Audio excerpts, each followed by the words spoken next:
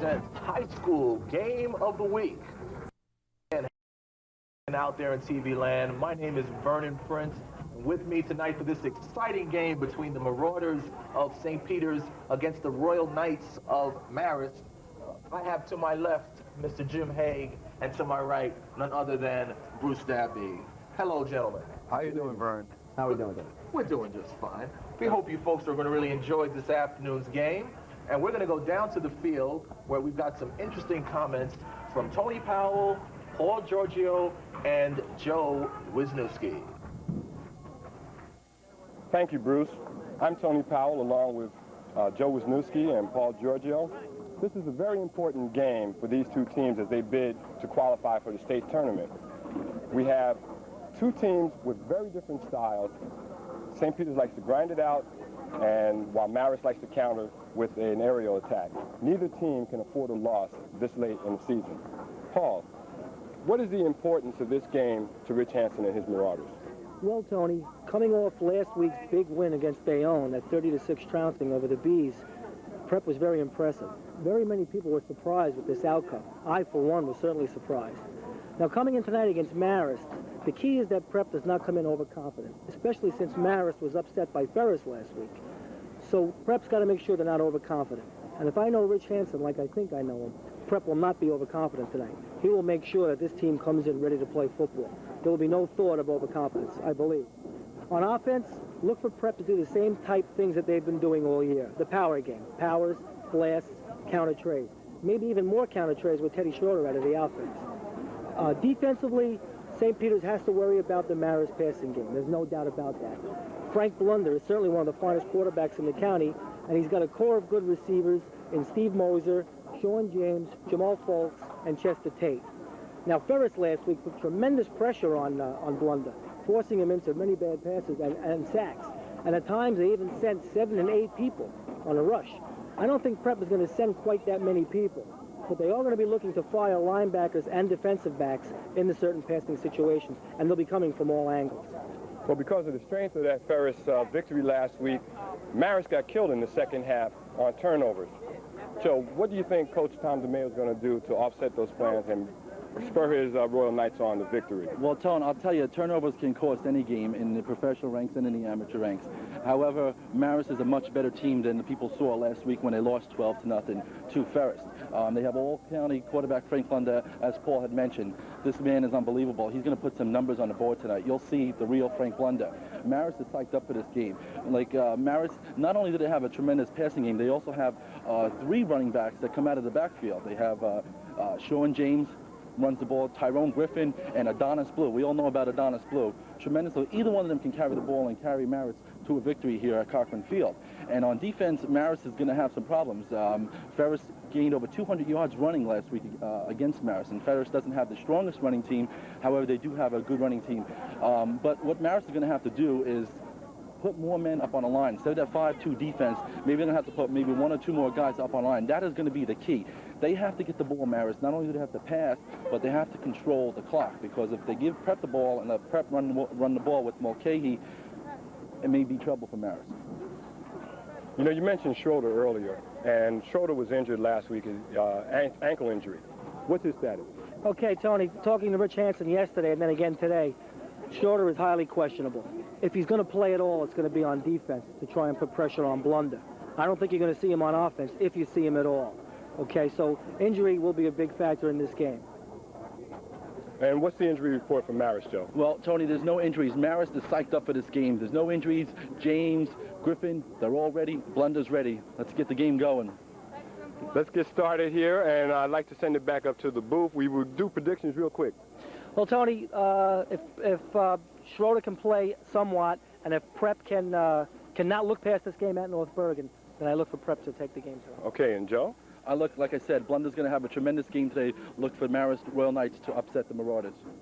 My prediction is for St. Peter's Prep. And before we send you back to the booth, I want to wish everyone a happy Halloween. And my mask is on crooked, but that's all right. And take it away, Bruce. Thank you very much. He's the lone stranger. He's a real character. And Paul and Joe, I tell you, we've got a real interesting football game for you tonight. But Bruce Dabney, he did an outstanding job this week took a travel down to one of the fields in Jersey City and got a chance to see the stars of Hudson County football tomorrow, the future stars of Hudson County football, and that's in the Youth Tackle Football League, sponsored by the Jersey City Leisure Activities.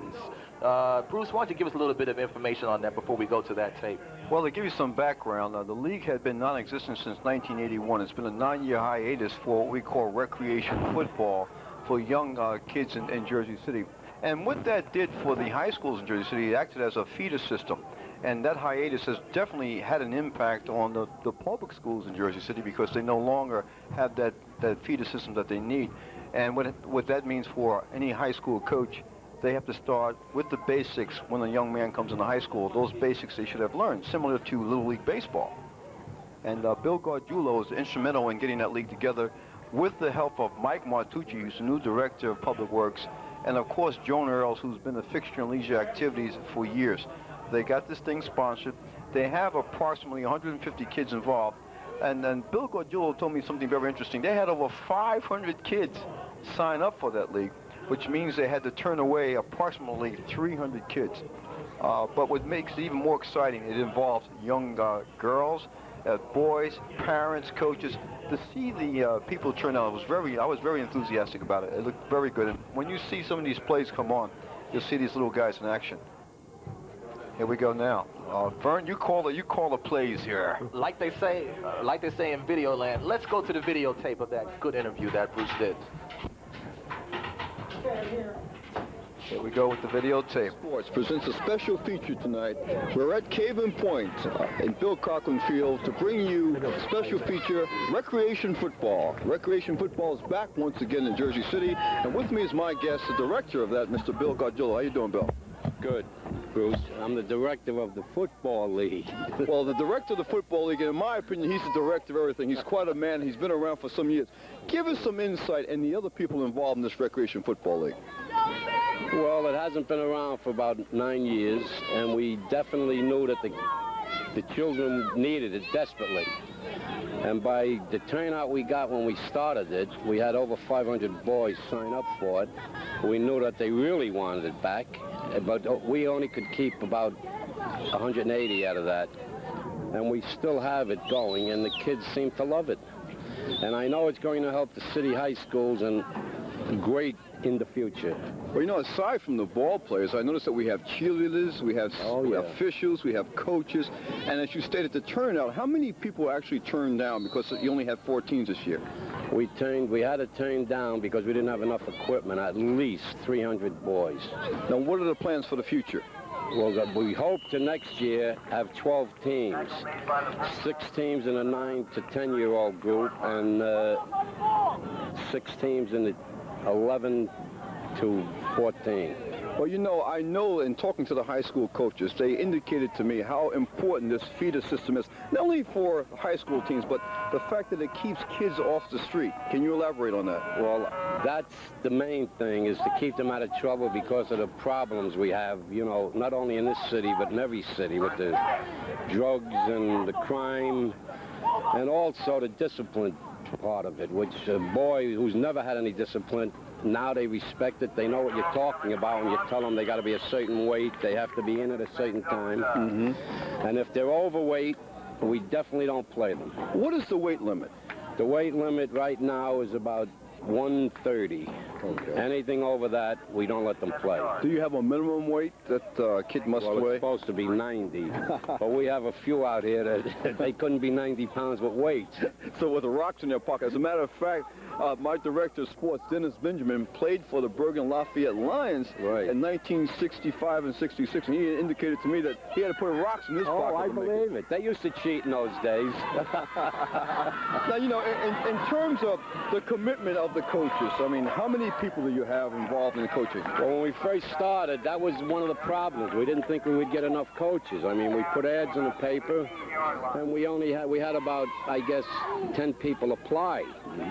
But then within 2 weeks, I had to chase people away. We have 15 coaches now. Now, let me ask you this. How many officials or city officials are involved in helping you with this program? Well, the mayor wanted it badly, I know. He wanted it back, and he told us to Mike Martucci, and Mike Martucci approached me, and he asked me if I would give him a hand. I agreed to give him a hand, but,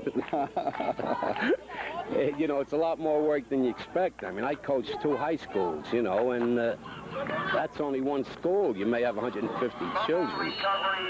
But this is 4 different teams, all different personalities with the coaches. Oh, you're right about that. And a lot of different personalities with the higher administration. Well, you know, I want to thank you, Billy, and of course, Miss Joan Earls in Leisure Activities, who does a great job. Joan, Mike Martucci have given me all the support that we wanted, actually. And I just hope the budget I put in for next year passes, because if it does, this league will be tremendous. Well, I want to thank you for giving us your time, because I know you're a very busy man, and City 3 will be here once again to cover these young people. Thanks a lot, and good luck. Thank you, Bruce, and good luck to you. And don't forget, we're playing again. All right, we are back here at Caven Point. The Stars of Tomorrow.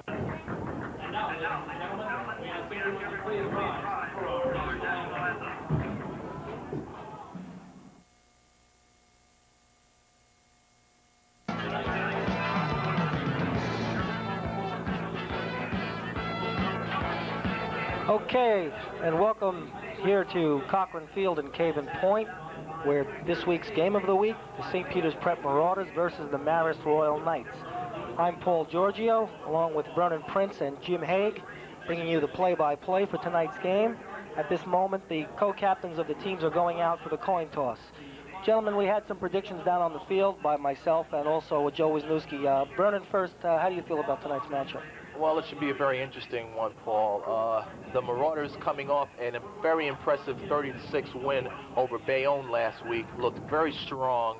They are looking to continue their winning ways. They are 5-1 on the year. They're looking to continue their winning ways against this Marist team. It's very important for the Marauders of St. Peter's to focus on tonight's game. If they kind of look past Marist, like Marist did to Ferris, and we'll talk about that later on, if the Marauders of St. Peter's look past Marist, they could be in for a very long night, because they do have a game next week against North Bergen. So it's very important for the Marauders to focus for this particular game. Okay, and Jim Haig, how about your feelings on the game? Well, I think, first of all, I think what has to be done early for Marist is they're coming off a 12-0 loss against Ferris last Sunday night.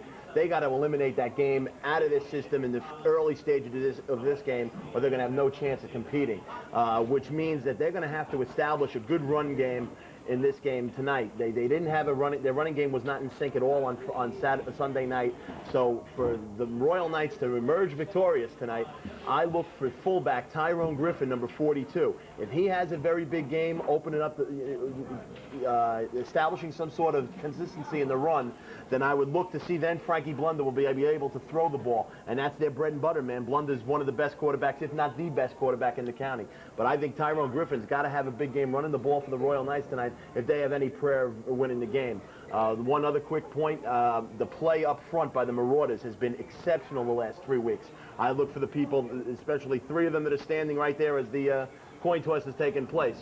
Scott Prusco, 75, Keith Booker, 54, Danny Granda, 58. I look for those 3 to play an important role on both sides of the ball. And if they have a big game like they have been doing, then it's going to be a very long night for the Royal Knights. Okay, Jim and Vern, thank you for your pregame analysis. St. Peter's has won the toss and will elect to receive, and Marist will be kicking off. Another thing I wanted to mention or ask you fellas, what about Ted Schroeder?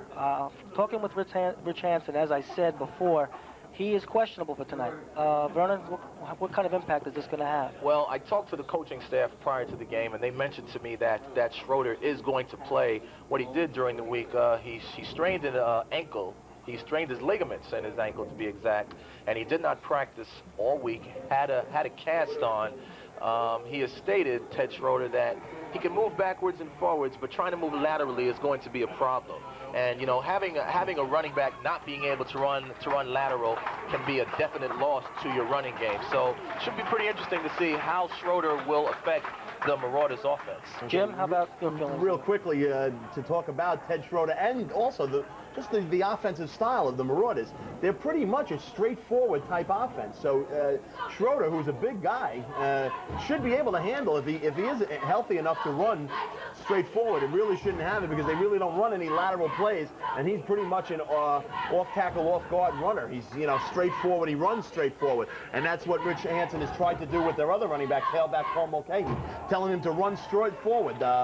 North to south is the way Richie Hansen likes to talk about it, and make sure that that's so that's, I think, what we'll have to see is Schroeder and Mulcahy running straight forward tonight. Okay, Jim, we're just about ready to go with the kickoff. Kicking off for Marist will be number 15, Jerry Chiricola, a junior, and back deep to receive for St. Peter's, who are to our left, are Paul Mulcahy, number 29, and Jim Francesco, number 21. For those of you who don't know, St. Peter's is wearing the maroon, and Marist is in the white. You know, it's very important for Paul, you know, now that we are getting close to state playoff time, it's very important for both these teams to, you know, play well, because another loss on either team can be very detrimental to them making the playoffs. So it's very important for both these teams to get off on a good light. Extremely. Chiricola's kick, taken by Mulcahy at his own 13. He's got a wall in front of him, makes a cut to the right. He's hit by two Marist tacklers. Like number 26 for Marist. Number 21, Chester Tate, was in on the tackle. Mulcahy got the ball back out to the Prep 27. Okay, guys, it's going to be very important for the Marauders, as being the heavy favorites in this game, to establish something first, to take any kind of momentum away from the Royal Knights. So I look for this is a very key possession early on for the Marauders to set some sort of tone in this football game. Okay, 1st and 10 for Prep from their own 27. Mulcahy breaks out into the open, and he's dragged down from behind by number 22 for Marist. That's Sean James. Well, Paul Mulcahy, who is obviously a very good running back, this past week he was named the Hudson Dispatch Athlete of the Week. Excellent stats for Mr. Mulcahy. And since we know about the slight injury to Schroeder, we'll probably see a lot more running from Paul Mulcahy tonight. Okay, it's interesting to note that Jason Dello is the fullback for St. Peter's in place of Schroeder. 2nd down and 2 at the Peters 35. Again, Mulcahy tries the left side and goes nowhere. He's knocked down there. Looks like number 53, Donald Gaines, made the hit. Donald Gaines is one of the best defensive tackles in the county, and this is a big matchup tonight. Is Donald Gaines going up against Scott Prusco, two of the two premier linemen in the county, and Gaines won the battle right there, busting right off the ball, got a good jump on the ball, and stopping Mulcahy before he had a chance to turn upfield and knock Mulcahy for a loss. Sorry, Jim. You mentioned Prusco going against Gaines. Another big matchup down in the trenches is Centerville Hoffman going against David Melvin. That's another key matchup on that line. Okay. David Melvin, all 320 pounds. 3rd and 3 play. This is the counter tray. And there goes Mulcahy. He's got the 1st down plus some. Picked up about 8 yards on the play, getting it to the Prep 43 before he's stopped by number 42, Tyrone Griffin.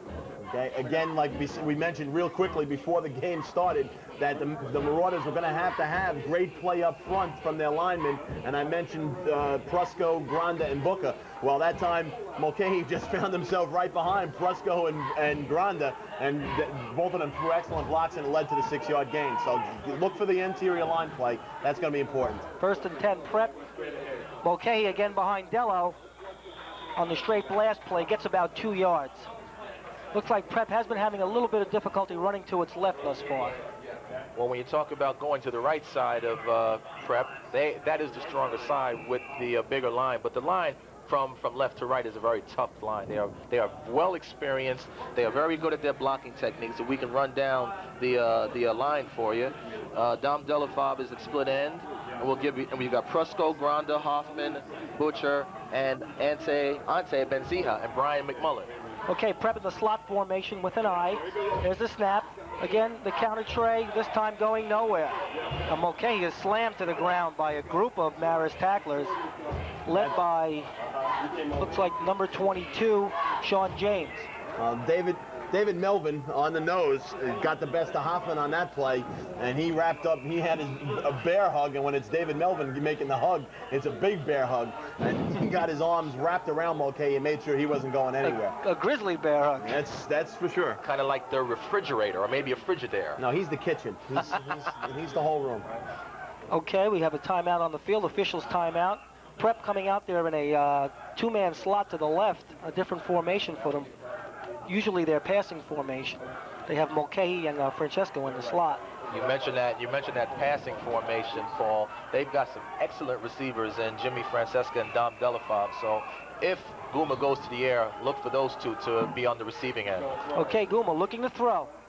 Looking downfield, his men are covered. Now he's got somebody open, Mulcahy, and he can't hold on.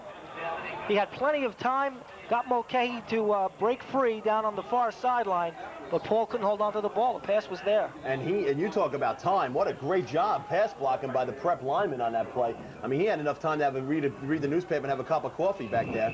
And Mulcahy made the turn upfield, and it would look like it was going to be a big play. He just didn't hold on to it. You can measure the amount of time Guma had in the backfield, maybe with a calendar. I mean, he had that much time to throw the ball. Okay. Okay, here's Paul Mulcahy now. Let's see how this affects St. Peter's. He's punting tonight in place of Anthony Guma. Prep punting from their own 44 on 4th and 9. Good snap. Kick is low and taken by James, and he's hit automatically.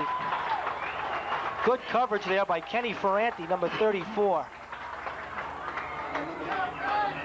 Okay, you got to give the Marist defense a lot of credit for not buckling under in that first series. They forced it was only a 5-and-out series, and now they're going to get the ball. Now, here's the total flip of the coin. Marist right here, if they're going to really put a little dent into the momentum that was carried over here by the Marauders, and big momentum at that, they're going to see what they're going to have to generate something quickly on offense right here. Okay, Marist will come out with a 1st and 10. Looks like the ball is just short of their 30-yard line. They've got Griffin and Adonis Blue in the backfield. Check that. That's Griffin and Sean James in the backfield. And the officials are sending them back into the huddle right now. I know Rich Hansen earlier in the season was concerned with his pass defense, Jim. How do you feel about that tonight going up against Blunder? Well, they really haven't. They haven't faced a team so far in their 6 games that have been passing. They haven't faced a pass-oriented team. And even though the Blunder is an excellent quarterback, I think he's got to be confident with the way they've been playing just defense overall. And I really think that he knows if his team could stop the run, which they have been doing effectively, then they'll get the Blunder as well. But stopping the run, I guess, is the priority. Okay. Blunder now brings the team out at his own 30-yard line. Motion left, and it looked like there might have been a legal motion before the snap. And running back out of the backfield took a quick jump, and Marist is offside, and that'll be 5 yards against the Royal Knights. He's also limping, too, the gentleman who took the early start. That was Sean James, number 22. Paul, if I can make a point real quick. Last week, the game that they lost to Ferris, 12-0, Frankie Blunder did not have a great game, and he was only 3 of 11 for like 50-some-odd yards and 2 interceptions. Ferris showed a lot of different looks. They'd come with a 5-man line, then the next down come with 2 down linemen and 9 defensive backs, a lot of things to confuse him. And Frankie received a lot of unwarranted criticism in the press this past week. I think he's going to come into this game fired up, and I look for him to have an excellent game today and bounce back well. Okay, let's see what he does on this 1st and 15 from the Marist 25. Here's the give to Griffin off the right side. Gets a couple yards. Now, you mentioned, Jim, that Ferris, last week's game against Marist, did a lot of, stunting and switching around defenses to catch Marist off guard. Does a St. Peter's respond like that, as you see head coach Rich Hansen there in the maroon sweater? Well, I hate to admit it, but Richie Hansen is a defensive genius, and I know he's got, I know he don't want to hear me toot his horn, but his man really knows defense probably better than anybody in the county. And he'll probably switch up a little bit. As you see right now, they have 3 down linemen, so they might be switching up a little bit as the game progresses. 2nd down and 12, motion left. The give is to Griffin, and he breaks through a hole on the left side. Stopped there by Timmy Hawks. Gets the ball out to the Marist 37-yard line. where it will be 3rd down and about 3 yards. Like I said before the game, Griffin's got to come through in a big way for the Royal Knights. Their tailback has been switched, a lot of different people. Sean James, Adonis Blue, Chester Tate. Griffin's been the main steady at fullback. He's got to come through in a big way, and so far he seems like he responded in 12 yards and 2 carries. Okay, this is Marist's first chance at a 3rd down attempt. Prep failed on their first 3rd down try. Let's see what Marist does. Might even see the arm of Blunder at work on this play. Motion again, the give to Griffin again. He bucks forward, and I think he got that 1st down. Yeah, it looks to me, Paul, that he had to get to the 40-yard line, and I think he just got the nose of the football over it for a 1st down. He was hit by McMullen and Booker, and the officials are indicating a 1st down for Marist just outside their own 40. Jimmy, I think what you said about Tyrone Griffin earlier is starting to prove true. He's running the ball very well this morning. And got to give a lot of credit on that run right there to the right side of his line. And that was Peter Hilburn and Justin Savino. 2 of them threw excellent blocks on Booker, and Booker he made the stop, but already it was a 4-yard gain. So that's you want to see your run blocks follow through with the blocks, and that's what they did on that play. Okay, Marist in the Delaware wing formation, 1st and 10. There's the give to Adonis Blue on the sweep. He's got nowhere to go. A good job by Timmy Hawks on the outside, filling on the corner. Not a bad name for a running back, Adonis Blue. It's kind of a Greekness to it. Oh, yeah. That's the one thing I think that Coach DeMayo is very concerned with when it comes to the Marist running game. Their sweep has not been effective at all. They just couldn't get the sweep going last week, and there's their first attempt at the sweep this week, and it went for a -1 yard. So that's a major concern. He's got to have both sides, both the power game and the sweep game going in the Delaware wing. And the sweep has not been working so far. Okay, ball resting on the 40. Motion again, Blunder. This time he's sweeping left. Oh, 21. Tate tries to hurdle a tackler, and he's slammed. Dan Granda, Jimmy Francesca said hello. Smacked him very hard into the ground. Wonder if we can get another look at that one. Paul, Rich Hansen cannot say enough about the way Danny Granda has been playing linebacker. A couple weeks ago, after they beat Dickinson, he came out with a bold statement saying that he hasn't received better linebacker play since he's been there. That's a great credit to Dan Granda. His dad was a very good player too for Oregon. 3rd down and 9. Here comes Blunder on the waggle. He's got time, looking deep downfield for number 22. He's got him. He's going to go all the way. He's going to go all the way. That's Sean James, number 22, getting free in the prep secondary. A perfect pass by Frank Blunder. He just flat out ran. I think that's number 31, Jamie St. Marie. He just outran him. What a pass by Blunder. Okay, and I think if we're going to see a chance to see that on the instant replay, what sets it all up is the play action fake by Blunder. He faked it well, put it on his hip, and then waited for here's the instant replay right now. If you watch him fake it to Griffin and then put the ball on his hip, and now he's got plenty of time, and he hits James right on the money for a touchdown. Okay, that was a 59-yard scoring play, and the point after by Chiricolo is good, so Marist has broken their scoreless string and drawn first blood on the Marauders, and they've done it through the air. And I'm sure surprise and shock is on the side of the St. Peter's sidelines because they weren't expecting James to beat him so badly. I mean, outran Jamie St. Marie to score the touchdown. 59 yards on that pass. Well, there's no question that Marist has a plethora of good receivers and also a multitude of speed, and that was just James just outrunning the coverage there after the excellent ball fake. And this is the same scenario that we had a year ago in this game. Marist jumping out on front. As a matter of fact, they led at the half, 13-0, and there was a lot of concern on the Marauders' standpoint, and then they came back and won the game 21-13, but the pressure is definitely on St. Peter's right now. They're going to have to muster something offensively after the big play by Blunder right there. And as you can say, Frankie Blunder definitely looks like he's ready to have a quality football game. And he's definitely shaken off what had taken place last Sunday night. Okay, Jimmy, Chiricolo set to kick off again now. Prep's deep returners are set at the 10-yard line. They have a change back there. They have Peter Stranders, number 20, in for Jim Francesco. Chiricolo's kick is high. and taken by Stranders at the 12. Here's a little guy who likes to run. He finds a gap. Ooh, and he almost broke it. But he's hauled down by number 84, Jamal Folks.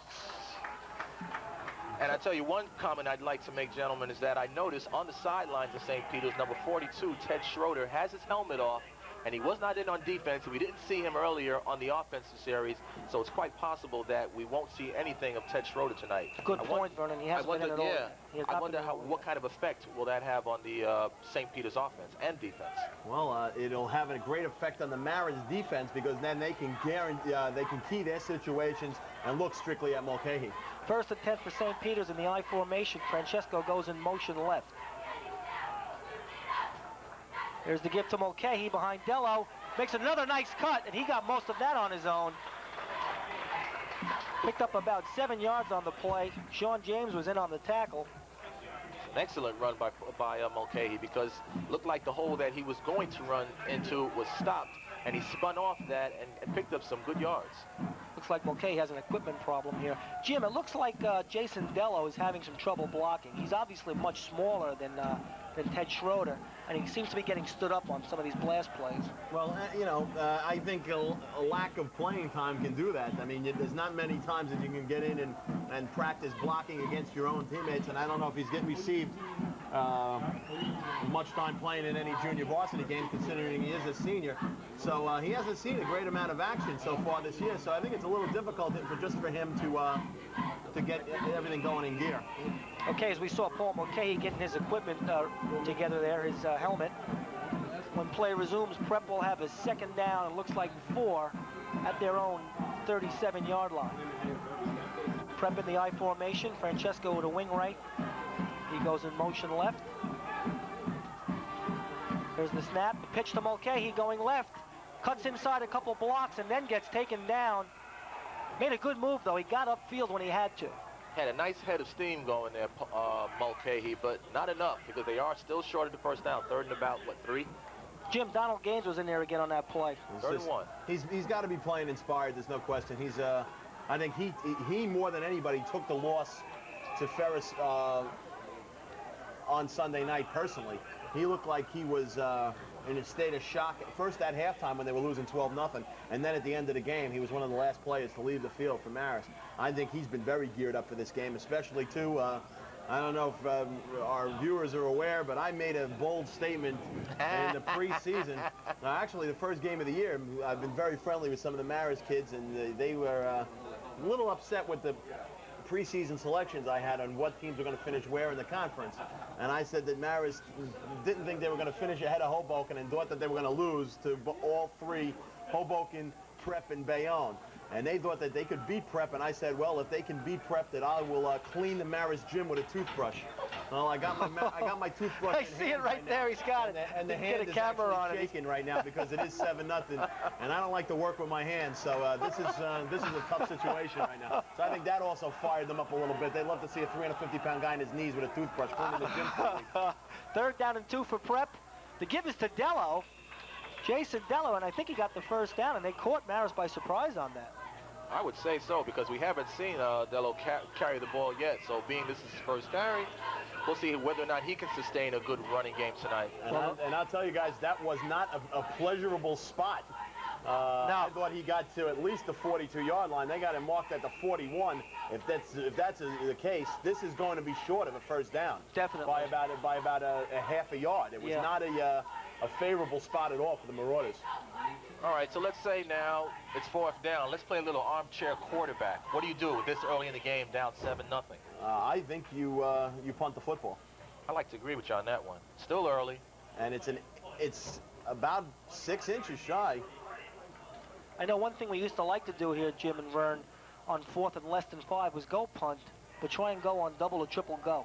Try and push them offside, and then you get the first down the easy way. The better disciplined teams aren't going to fall for it, but so you're talking in terms of like the actual cadence of the quarterback. Yeah. Well, so much for Ted Schroeder sitting out for the whole game, because here he comes now, and they're going to go for it here on 4th down. Okay. Probably give the ball to Schroeder. Use an extra lineman in there to replace a tight end and just power the ball in. Rich Hansen is very confident that his team can gain 6 inches. And we did mention earlier in the game that Schroeder can go front and back, north and south, successfully. This is one of those plays where it would be very good to have him carry the ball. Okay, it's power eye right, 4th and less than 1. The give is to Schroeder. I don't know. I don't think he got it. I'd like to say no, but let's see where the spot is. It's gonna be very, very close. Those chains might have to come out again. See where they mark it. Again, Jimmy, the mark is key, as you mentioned before. Okay. All right, there's an injured Marist player as well, but again, the way the ball is marked, it appears to be short of the first down. This is going to give Marist tremendous momentum if they get this first down, as they have an injured player down on the field. And it looks like Donald Gaines, Jim. No, it's not. It's not Donald Gaines. It's 50. Let's see. Gaines is up. That I'm sorry. To be is that 42? Sean James, I believe.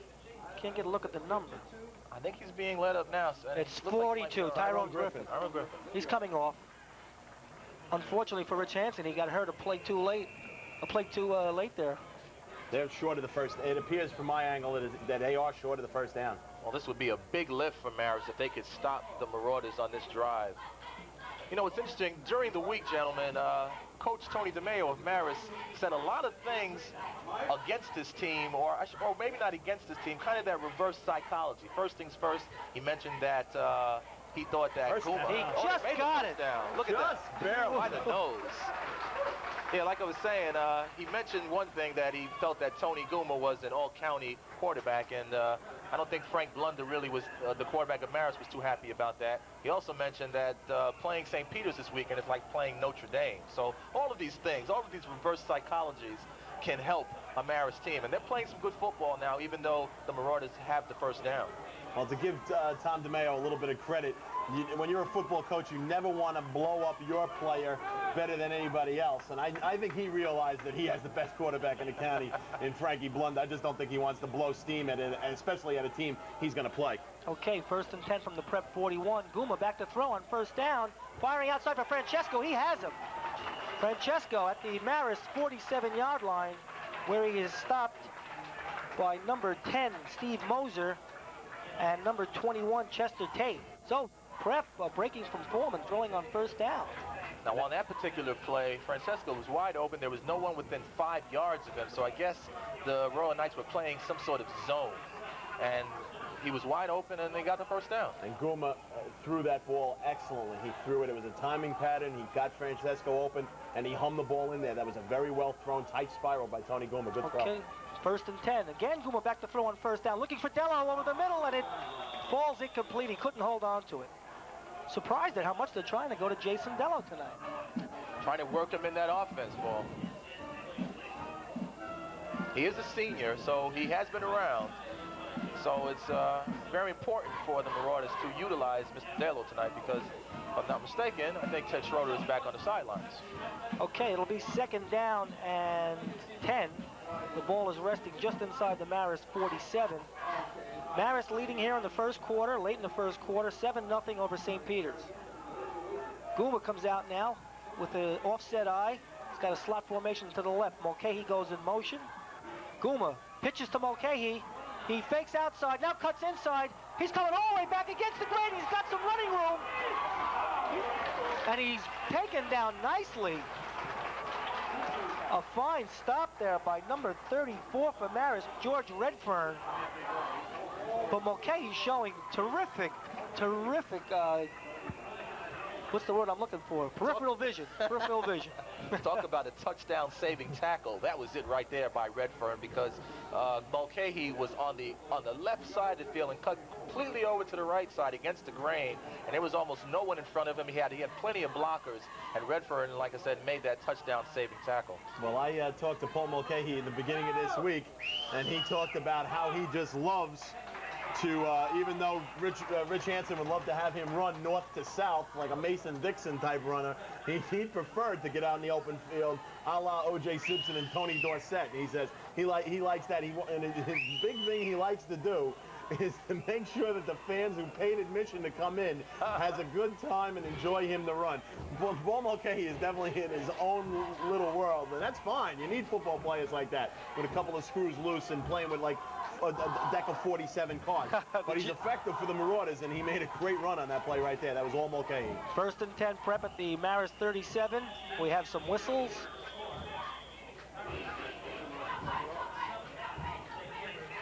I think that's going to be the end of the first quarter. Yes, that play marks the end of the first quarter with Marist leading 7-0. And I'm going to turn the microphone over now to Bruce Dabney, who was originally scheduled for this game tonight. But I just wanted to steal a quarter from him. Oh, we're going to miss you. Don't go. Please stay. Well, if he wants to let me stay, I'll stay. But I tell you, yes, Okay. this game here is one interesting one so far. The Marist have shocked the St. Peter's Marauders so far. As you see the score there at the end of the first quarter, 7-0. Jim, your thoughts so far in this first quarter? Well, there's no question that Rich Hansen hates to give up. Marist is one of the top defensive teams in the American Conference. So, you know, we do know that Mulcahy had a tough time running that ball, but the defense on Marist rose to the occasion on that one. Yes, as we have an official timeout. But, you know, in terms of the Marauders' offensive line, you can't say enough about Grunda. I mean, he's just incredible. The things he does when he pulls and they run that counter trade. I mean, he's always out front there, Jim. As we see there, that it'll be a 2nd down, 10 yards to go. The Marauders can get a 1st down without going into the end zone as they have the ball on the Royal Knights 14-yard line, with the Royal Knights leading 7-0. Guma back to pass, throws the ball out. Nice pass pattern, and that pass is received by number 21, Jan Francesco. Nice play, nice pass play from Guma to Francesco, good for a 1st down. And now they have the ball around the 1-yard line. That was an excellent pass. How you see Francesco in the middle of your screen, number 21. He did one of those crossing patterns, and it was an excellent toss by Tony Guma. Oh, there's no question. That was a great timing pattern. That's what, you know, like maybe we can hear Elton John and Stevie Wonder singing "That's What Friends Are For." Tony Guma and Jimmy Francesco are probably like the best friends on the Marauder team. They worked all summer long on that type of thing, getting the timing, getting to know each other on the field. And that was a perfect timing pattern. He threw the ball even before Francesco made the cut, and it was a great catch. 1st down and goal to goal. Quarterback sneak, and he's in there. Guma scores the touchdown, a 1-yard run.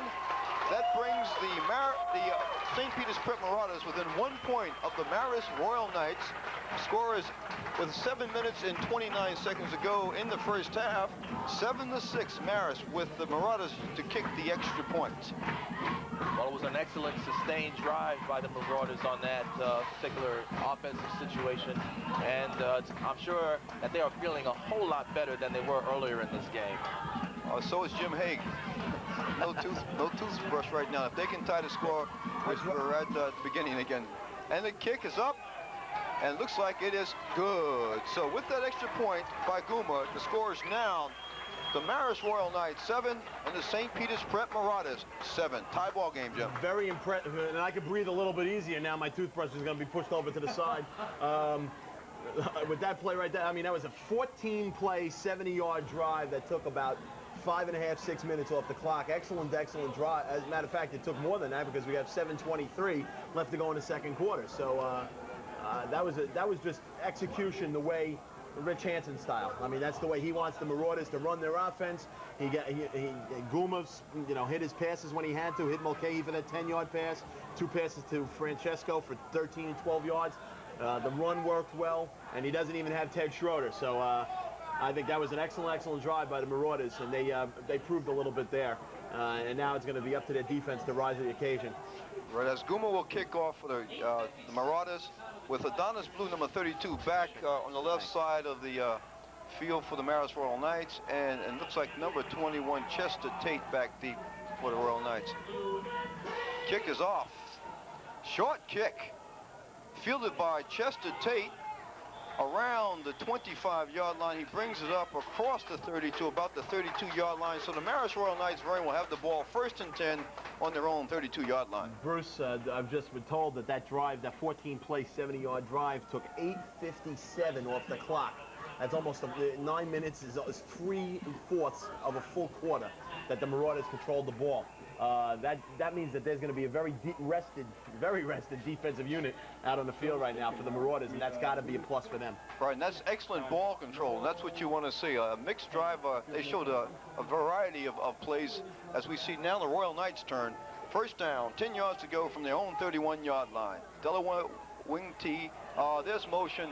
That would be a procedure call against the Marist Royal Knights. Now they run that Delaware wing T offense, and of course sometimes with all that misdirection you will have plays like that occur. Yeah, my friend Vince Fellow, I've been told that he no longer prefers to be called Vinny anymore, so we'll have to call him Vince. You know, he's becoming a man now. He's all of 18. He's ready to go on to life. He's the one who jumped a little bit too quick there, I think, because there was a misdirection play. He tried to get a quicker jump on the ball and just jumped a little bit offside too quickly there. Sets up a 1st and 15 now for the Marauders. I mean, for the Royal Knights. 6'2", 240, big guy. Oh, that is a big guy, and once that weight gets going, you can't stop it. Blunder back to pass. Rolls out to his left. Is being pursued. Is going to be forced out, and is thrown out of bounds by 2 Prep Marauders, but he does pick up about 7 yards on the play, and for the Marauders was number 11, Brian McMullen, who made the play, and again number 54, who's all over the place, Keith Booker. Well, you've got to credit the Marauders secondary, and you see those millions of fans here at Caven Point. Got to be very happy so far with the outcome of this game because it's a very competitive one. But like I said real quick, you got to credit that Marauder defensive secondary. Not a single receiver was open on the Marist side. Excellent point, Vern. Second down, 10 yards to go for Royal Knight first down as they'll look to Sir Lancelot to lead them to the first down. In motion is Chester Tate. Handoff to Adonis Blue, and Adonis Blue is stopped at the line of scrimmage. And then on that stop, number 75. Floating off the ball with Scott Prusco on that play. Scott Prusco. That was just an excellent single-handed tackle right there by Scott Prusco, who is, without question, I mean, Prusco, Booker, Granda, they've been through the wars now for 3 years, and experience just pays off in many, many ways. And that's why I knew that the Marauders were going to be a great team this year, was because of their experience up front. Well, it's third down and 10 yards to go for the Royal Knights of Marist on their own 31-yard line. Big play for the Royal Knights as Blunder drops back. Throws out into the flat. There's a flag on the play, and that ball carrier will be thrown for a loss, but there's a flag on the play. And that's going to, more than likely, he's going to be holding against Marist, but I think that's going to be declined because of the great defensive play by Keith Booker, reading that screen to perfection. I got to look at Rich Hansen, and he gave them the no sign, decline the penalty, which is what they're going to do. And the Marauders rise to the occasion on this particular set of downs, as Marist will have to punt. As they've done so many times this season, the last 2 seasons. Of course, you know they lost to Middletown South 22-6. However, Middletown South is rated number 2, I believe, by Stolage poll, but number 1 by the New Jersey Network television station. But that game was really misleading. They were in that game all the way. So it'll bring up a 4th down. Marist drops back in the punt position. And punting for them will be number 14, Frank Blunder, the quarterback. Bad snap. He rolls, and he's going to be thrown for a loss. I think that was a bad play by Blunder. Number 30, Tim Hawks, and we know Mr. Hawks. His father was a great ball player, and the other number 31. Jamie St. Marie was the other player. 51 was on that play. The other big guy who they just picked up off the ground. Gonzalez. That's right. Orville Gonzalez and number 30, Tim Hawks on that play. You know who Tim Hawks is. He's the son of the former great, and I mean great, running back for the Marauders back in the middle 60s, Tim Hawks Sr., who was just an incredible running back and a winner of the Tommy Myers Trophy in his senior year as the MVP of the Prep Dickinson game on Thanksgiving Day, 1964. Well, I tell you what, Prep has the ball in an excellent field position on the Marist Royal Knight 15-yard line, and there's the handoff to Hawks, and Tim Hawks is popped, but he picks up about 10 yards on the play. He was hit by number 22 of the Royal Knights with a great hit, but Hawks showed you how tough he was as he held onto that ball and picked up Looks like it's a second down. It's close to a first down. It can't be more than 6 inches away, Jim. He's about a yard away for the first down. But Timmy Hawks showed a lot of his father's running ability there as well. He's not as big as his father was. Timmy's a little bit more short and compact compared to his dad. But he showed a lot of his father's grit and determination there in trying to find a goal line. That was an excellent run by Tim. You're getting to see the balance of the Marauder backfield. As we know about Schroeder, we know about Mulcahy, but now you're seeing Tim Hawks doing some running. That's right. As we see now, Guma hands off. There's Mulcahy as he runs toward the end zone. He's close. He's got a first down. We don't see a signal from the referee, so he must be just short of the goal line. And he's stopped by number 53, Donald Gaines.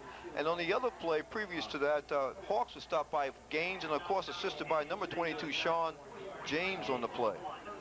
You know, we see the referees there. If we can get a list of who the referees are. I know we have that somewhere real quick. We'll give you the names. Jim Beamish, George Angelo, Rick Mataranti, Tom Rinaldi, John Tierney, Larry Yasnewski, and the official on the chains, Darren Patrick.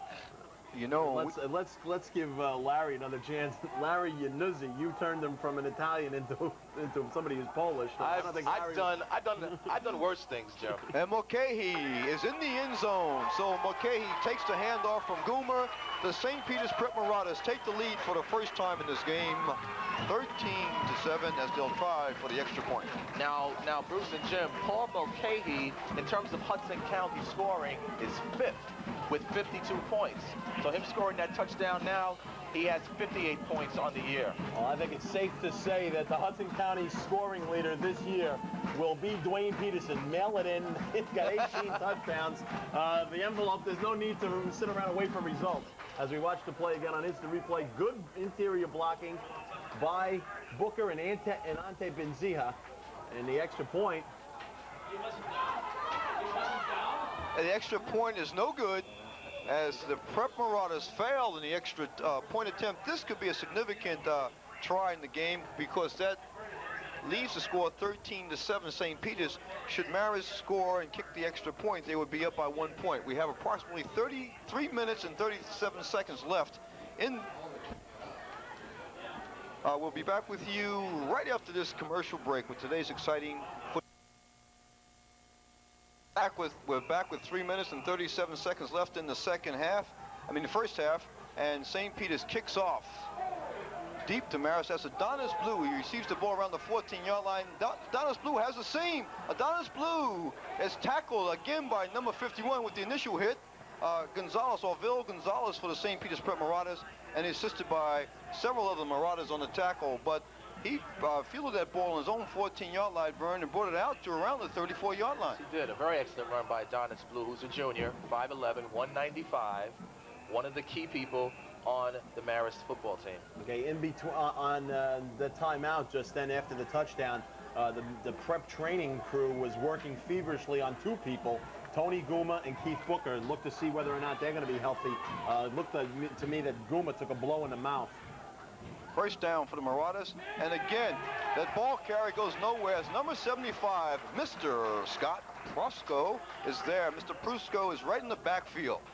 Prusco is having right now he's having an excellent football game, just blowing off the line of scrimmage, and he didn't give Tyrone Griffin a chance to turn upfield, and that's the only way you can stop Tyrone Griffin, because he is a big boy, and if he gets a head of steam going, there's no way of stopping him, and that's what Prusco did, stop Griffin before he had a chance to go turn upfield. As we look at the excellent crowd here at Caven Point Field tonight. Second down and 11 yards to go for the Royal Knights of Marist, as they suffered a 1-yard loss on that play, thanks to Mr. Scott Prusco. So again, the second down play. Blunder. Looks like that was a busted play. He tries to break outside, but no thanks. Number 34, Ken Ferrante says, "You're not going anywhere, son. Stay right here." And he throws him for another yard loss. So now it seems like the Royal Knights are going backwards since they've scored the first touchdown of the game. They have not picked up any yardage. Well, it's got to give a credit to a fresh and rested Marauder defensive unit that's now winning the battle on the line of scrimmage and is forcing Frank Blunder to do things he's not accustomed to doing. And right there, that was just a busted play, misread on one of the Marist Knights' fault. Okay, third down and 12 yards to go for Royal Knight first down from their own 32-yard line. Again, man in motion. Blunder rolls to his left and throws deep downfield, and it is knocked down by number 21 for the St. Peter's Prep Marauders, Jim Francesco, as he knocks it down. It appears as if the receiver may have been open on that play. Number 22 for the Royal Knights. However, that was knocked down again. Sean James was the intended receiver, but that was broken up by 21 Jim Francesco. Yeah, Sean James did have a step on the receivers, and the ball was thrown behind. He was open. Francesco did a great job of knocking that ball away without interfering. A great defensive play by Jimmy Francesco. Looked to me like it was the same play that Marist scored their touchdown on. Well, the blunder back, the previous punt attempt was mishandled and allowed St. Peter's to get the ball in excellent field position. As the ball is fielded around the 35-yard line by number 40 for the St. Peter's Prep Marauders. He is stopped by number 84, Jamal Folks, and number 56 for the... That's Justin Savino. Justin Savino, but the fellow who received the ball for the St. Peter's Prep Marauders, number 40, and that was... Don Margaritona. How about that? Yeah. Don Margaritona. I'm not good with the names. Margaritona. And he put the ball back about 12 yards. I'll tell you one thing that we didn't see on that play was when Margaritona caught the ball, his knee was just inches away from hitting the grass, and if his knee had touched the grass, he would have been down right there. Well, there's no question about that. That's the high school rule. We have about 1 minute and 12 seconds remaining in the second quarter, with the St. Peter's Prep Marauders leading 13-7 over the Marist Royal Knights. So the Knights need Sir Lancelot now to lead them back, because the Marauders are playing an excellent game since Marist scored that first touchdown, Jim. It seems like the Marauder defense has tightened up. And right now, with 1 minute and 12 seconds left as we look at the stands, there is still plenty of time left for the Marauders to punch another point and put some more points on the board before the half. If that happens, that might be a very, as we look at the, there we are. We'll say hello. Hello. And as we can focus, there's my toothbrush. As you can see, there it is. I got it right there. He's going to use Crest. All ready and prepared to do the floor. And it's 13-7 right now. This game is far from being over. What would you use? Crest toothpaste or what? Oh, Crest definitely would work. I heard Crest works well on hardwood floors. And this is not...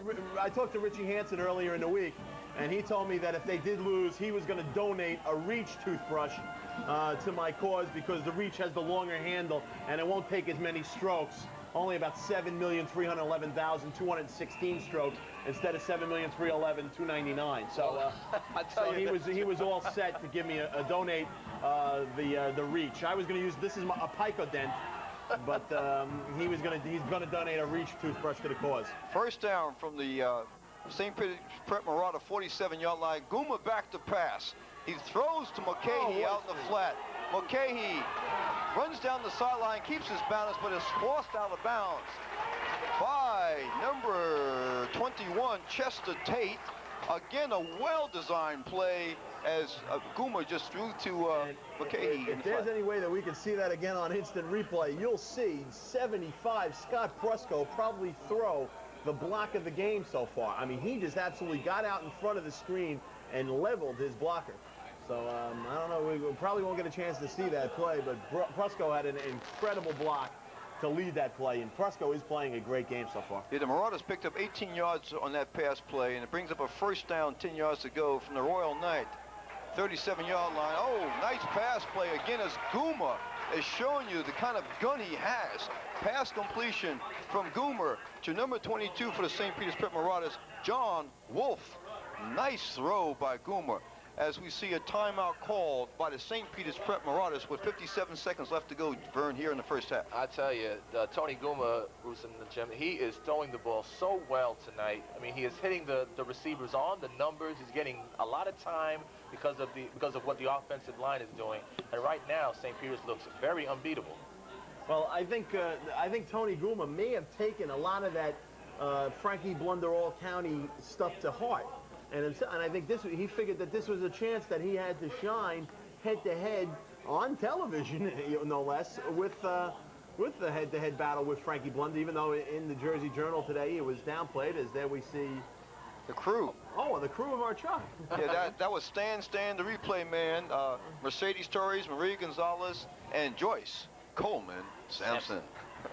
You get a big kick out of saying that name, don't you? Yeah, it really sounds like it's a name of a celebrity, you know? Okay. It really does.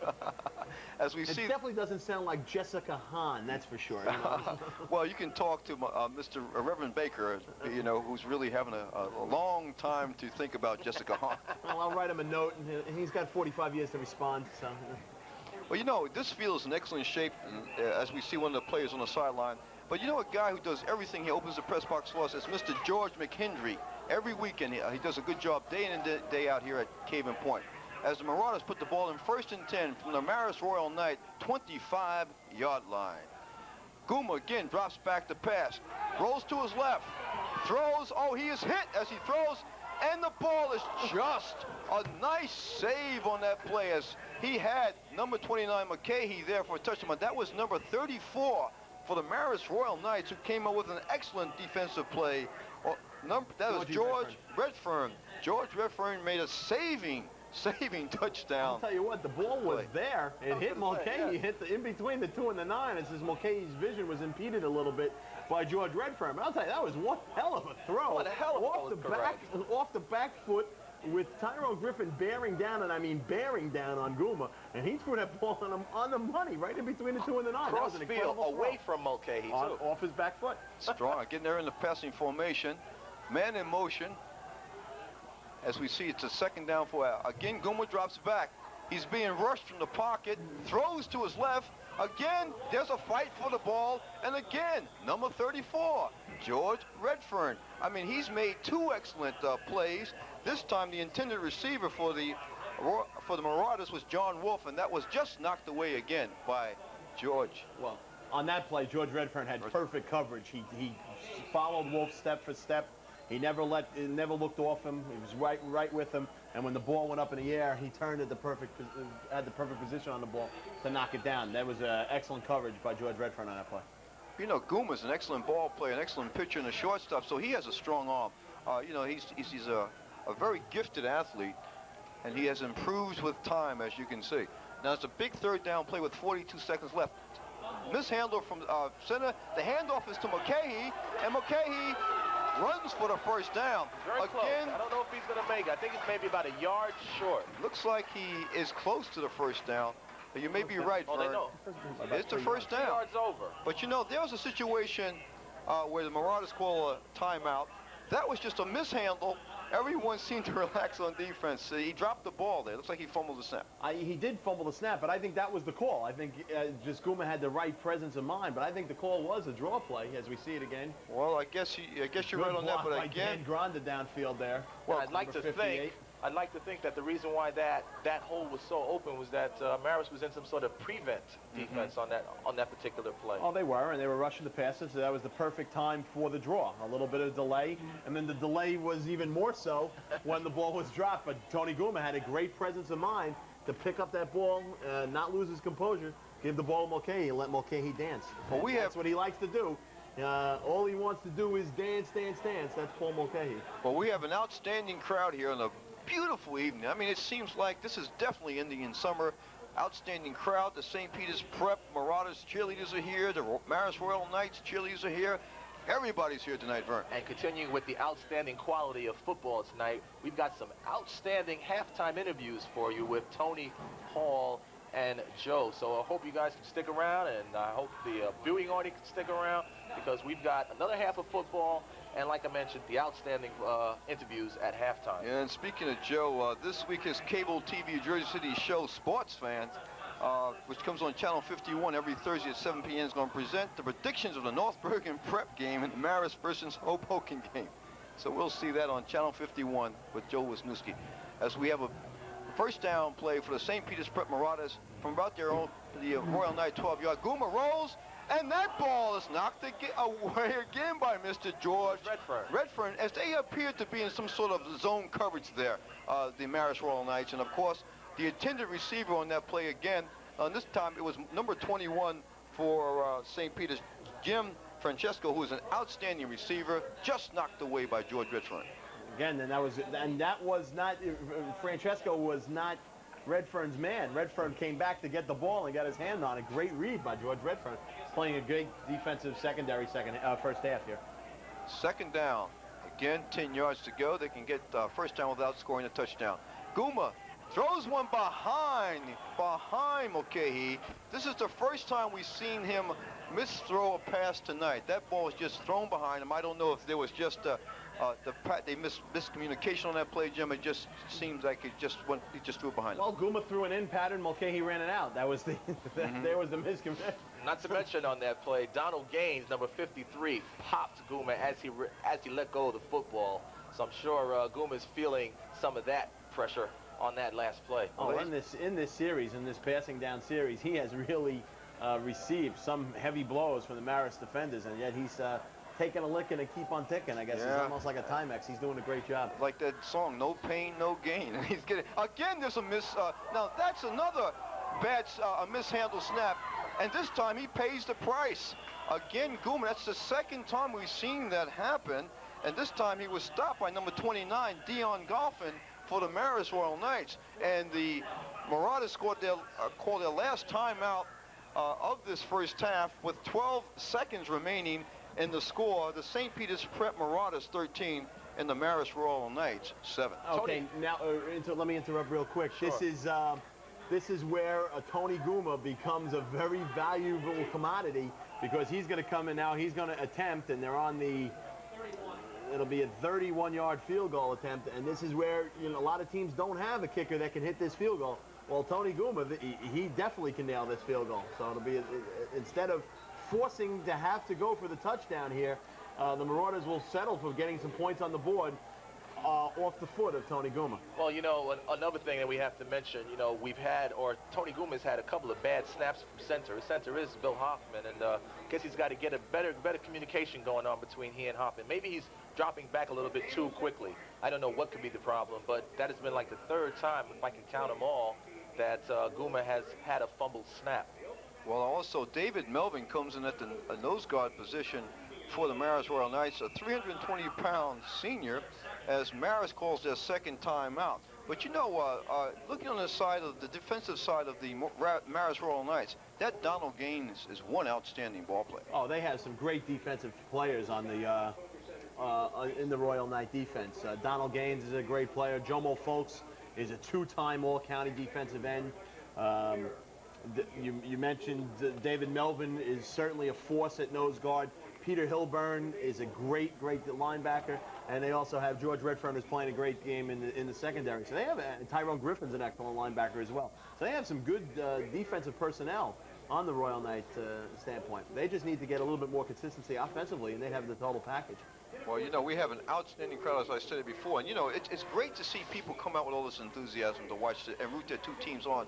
Well, last week down in Bayonne, Bruce, St. Peter's against Bayonne, there were 3,000 people out there. So St. Peter's brings out the best in fans in Hudson County football. Well, I was one of the 3,000, and I was very impressed. When you stop and think that they went to Bayonne and actually handed it to them there on their own field, as we see Rich Hansen in the huddle with his Marauders, as we'll see Guma try for that field goal. But again, they went out to Bayonne before 3,000 fans and defeated Bayonne 30-6 on their home turf. Defeat is an understatement. They hammered Bayonne. Yeah, they manhandled them. That's correct. They took the beehive away. That's bad. Bad kick on the part of Guma. Bad snap. Bad timing. Everything on that play looked just bad. Well, the catch on that play, the holder, number 44, Chris Martin, did not receive it well. He kind of fumbled it in his hands. And one missed second in terms of the kicking game can be all the difference between a good field goal and a bad field goal. Absolutely. He never got to put the ball down properly on the tee. It was a rush job, and that I think that set Tony Guma's timing off. Well, we have 6 seconds remaining, so I guess you can state that the Marist Royal Knights will get one play. What Blunder may do is just try to throw it downfield to Jamo Folks or someone like that. Unless they just run the clock out. You mentioned Jamal Folks. He has been very quiet offensively in the first half for the Marist Royal Knights. Well, they could have the option play here because Sean James can also throw the ball quite well, as I saw that play Again, no, they just kneel down and quietly run out the clock. So that will be the end of the first half. With the score, the St. Peter's Prep Marauders 13, the Marist Royal Knights 7.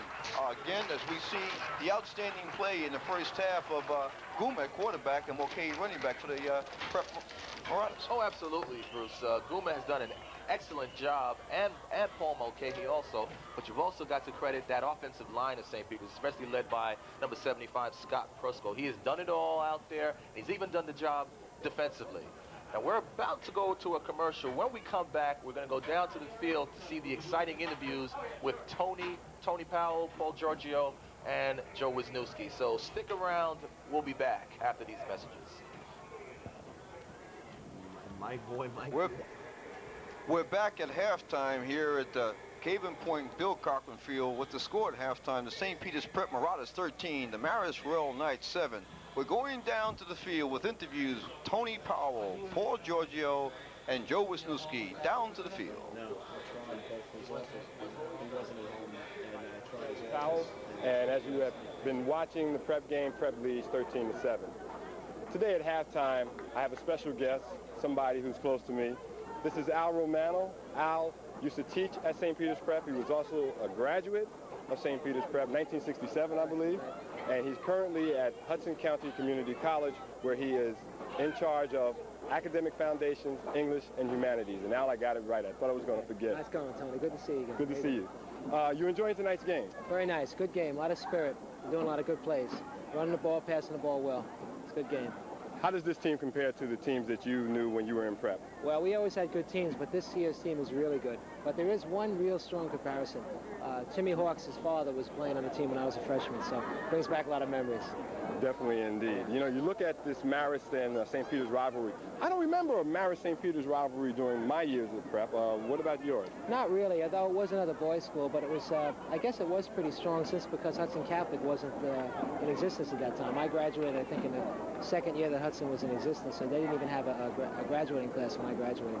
So Marist was a pretty strong game. Dickinson and North Bergen were the big rivalries at that time. We still have the Thanksgiving game against Dickinson, which we don't have anymore. Now it's, I think, called the homecoming game a couple of weeks ago. It's a good game, too. But Marist, I guess, was always kind of a traditional rival, but I think we beat them a lot when I was in high school. You know, prep is known for its traditions, and you look at this crowd and the number of people who come out to the games, the parents, the alumni. And Al, I'm looking up here, and I see a lot of familiar faces. Yeah, right. We had like Tony Azardo, who was Mr. Azardo when I was a freshman in high school. He was Mr. Azardo, now he's Father Azardo. And I see Paul Harrison and Brother Paul Griffith. They were teaching at the prep when I was there teaching, and now they're still there. It's good to see a lot. I did see Father Browning here a couple of weeks ago, but I don't see him tonight. I also see a number of parents who were in high school when I was in high school, and now their kids are in high school, like Joe Delafave. His son Dom is on the team this year as a junior, doing very well. Dennis McMullen, who works with me at the college, his son Brian is also on the team. He's a senior, doing very well. In fact, Dominic and Brian are the ends. They're the bookends from Hoboken, you know. Okay, that's our interview with Al. Al, thanks for coming out Tony, it's and always a joining pleasure. us. Good to see you, Tony. Good Okay, luck to take you. care, take care. We'll send you back up to the booth.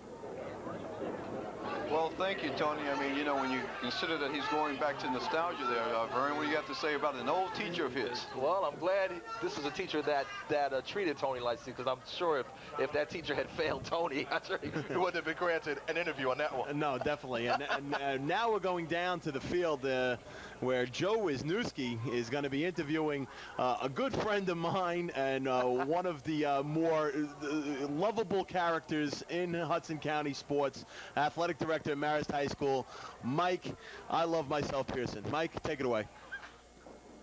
Thank you, Bruce. With me is Mike Pearson, athletic director of the Marist Royal Knights.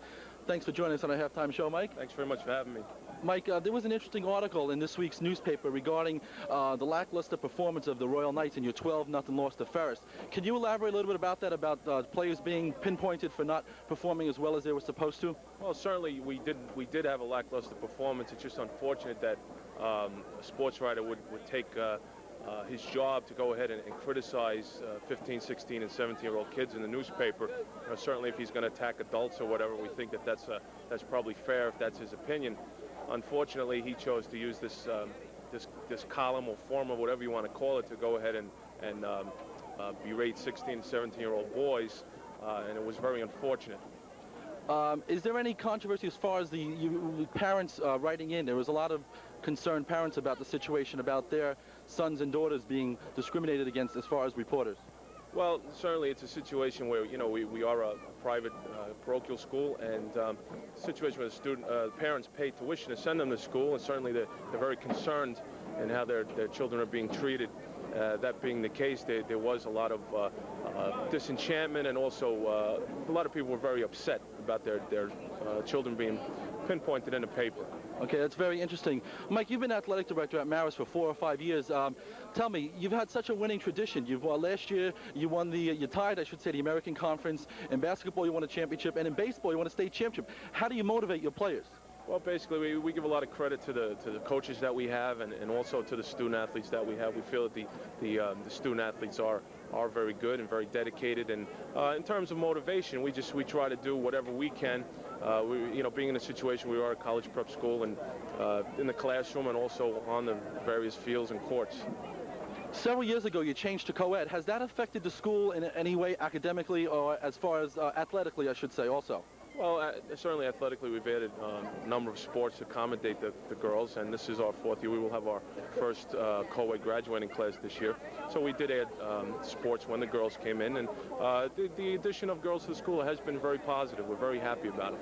Mike, you have to be optimistic at the score. It's 13-7 at halftime. What is Coach Tom DeMeo telling the players right now at halftime when they come out in the second half? Well, I would hope he's telling them that the game is far from over, and unfortunately we're on the downside right now. But if we come out in the second half the way we were able to play in the first half, I would think that we could probably walk away with a victory. Well, Tom, again, we thank you for joining us on this halftime show, and we're going to bring it back up to Bruce. Okay, thank you for that interview. Interesting interview, Vernon, with Joe and Mike. He seemed to be kind of upset over the comments and the coverage of his team in the Hudson Dispatch early this week. Well, you know, it's the type of thing, Bruce, where, you know, a lot of these high school athletic directors, they only feel good when you say good things about them. Once you start talking bad about them, that's when they get upset, and they want to hurt people and just, you know, be very negative. So, you know, you have to take the good with the bad. Absolutely, Vernon. And we'll go back down to the field now, where Paul Giorgio will have an interview with a person that we don't know at the present time, but I think it's Tony Goomer Sr. I think that's who it appears to be. Okay, Jim, thank you. Okay, we're back here down on the field, and with me for this halftime interview, this third segment, is Mr. Anthony Goomer Sr. from St. Peter's Prep. He's one of the members of the St. Peter's Football Parents Organization. Tony, thank you for being with us tonight. Thank you, Paulie, for having me here. Tony, what service does the St. Peter's Football Parents Organization perform? Before each game, whether it be a daytime game, we have a breakfast for the boys, and before each evening game, we have a dinner. The menus consist of breakfast is pancakes. The dinner is a pasta dinner, and it's served by all the parents of the sophomore, junior, and senior boys of the school. Okay, so it doesn't include the freshman class? No, it doesn't. Okay. Is it a tightly knit type organization, or is it sort of like a club where there's no real person who runs the show? It's very, very tightly knit organization. Prep is a family-oriented school, and we're just another arm of that concept, which is family-oriented all the way. Okay, Tony. When you have a function to perform, like serving a dinner, what process do you go through to plan this dinner? Could you tell us quickly? Sure. We have a committee of everyone, all the parents. We sit down, and we have several volunteers that'll take different chores to do of cooking and serving, and we do it together as a group. Okay. Is the school very supportive of your function? 100% behind us. Like I said, it's a family-oriented school, and they're 100% behind the program. Okay, Tony, one last question. It might sound a little bit odd, but I think it's a good question to ask. Does your organization make St. Peter's a better football team? I believe we do, in a way. Again, getting back to the family orientation. The boys love it. The coaches love it. It's a class program, and I think it does. We think it makes a difference. Okay. Oh, before I forget, Anthony also doubles as the quarterback for St. Peter's father when he's not working for the organization. Isn't that right? That's correct, yeah. Okay, good luck in the second half, Tony. Thank you very much, Paul. Thank you. Thank you. And now back up to Bruce. It's halftime here. The score is 13-7 St. Peter's over Marist. We'll be back to you for the second half of today's game after these commercial messages. Real quickly, while we're talking, the Marauders obviously are having their way offensively as well, with 146 total yards to only 69 for Marist. Prep has had 19 carries, 79 yards rushing, led by Paul Mulcahy, who has 13 carries, 59 yards rushing, and 1 touchdown. Marist, on the other hand, has 11 carries and only 19 yards rushing. So you can see how the Marauders are really doing well defensively. First downs is an incredible 9-1 in favor of the Marauders. And then Tony Guma passing is 5 of 12 for 60 yards, while Frank Blunder, sorry about that, is 2 of 3 for 55 yards, but one of those is a one pass for 59 yards. Got some young fans. That Cage, those are our Cage kids. Vernon, your comments on the first half. Especially with the first downs. 9 for St. Peter's, Marist for 1. I mean, if we were able to keep time of possession, I think we'd also see on that side that St. Peter's has held the ball longer than Marist, especially on that long touchdown drive where Guma scored from 1 yard out to tie the ball game. The captains are back out on the field. I wanted to mention something real quick. I mean, this is a sporting event, and we do like to mention a lot of sports in and around Hudson County, but there's another sporting event which is resuming. Of course, when this game is being taped and shown to you on Monday evening, the games will have already taken place, but that's the resumption of the World Series. We at City 3 are very happy to see that the World Series has resumed, and we're hoping that everyone out there in the San Francisco area has survived from that particular earthquake incident. And there was something else that I wanted to mention. Tell them what that is, because it's a very important announcement. Very, very important. We're talking about football. Back to football. The new commissioner of the National Football League is a gentleman by the name of Paul Tagliabue, and he is out of Hudson County, went to St. Michael's High School in the Hudson County area, which is a high school that no longer exists, correct, Jim? Yeah, St. Michael's in Union City. He's a Jersey City native, born and raised here, and then went on to Georgetown University to play basketball. So we want to wish him congratulations as being the new NFL commissioner. That's Paul Tagliabue. Quite an honor. I mean, can you imagine that? From Hudson County, you have someone who's taken Pete Rozell's position to become the NFL commissioner. That's quite an honor. Well, weren't you in the running also? Oh, yeah, but you know, I lost out. You know, Jim Hague was in the running as well, and so are you, Vernon Prince. Well, Jim Hague is worrying. I mean, he's not worrying right now. That toothbrush is looking quite well right now. Well, with a lot of time left, it's only a 6-point lead. I'm not out of the woods by a long shot. Toothbrush is still sitting there, but we're not going to put it firmly back in the pocket unless there's a big change of events here in the second half. I'll tell you this, one thing, you know, Marist is losing 13-7. I think we have to see on the side of Marist more use of Frank Blunder and the passing game. His passing was not that good. He was only 2 for 3 for 55 yards, which is, you know, really not anything. Well, because the Marauders had such an incredible time of possession, that Marist only ran 15 offensive plays in the first half. Well, you're not going to get much going offensively. You only run 15 plays. As we see Guma kick off. Again, a short kick, and that's picked up by, looks like number 22, and he is 32. I'm sorry, I could not see that. Adonis Blue. Adonis Blue carries the ball, and he gets it close to the 30-yard line. So the Marist Royal Knights will have the first possession of the second half as they'll put the ball in play, 1st and 10 from the own 30-yard line. But you know, Jim, since the Royal Knights have not been able to get a running game established, it's going to be tough for Blunder just to pass. That's correct. So what they have to do is maybe do a little bit of play action, like which the great fake that set up the touchdown.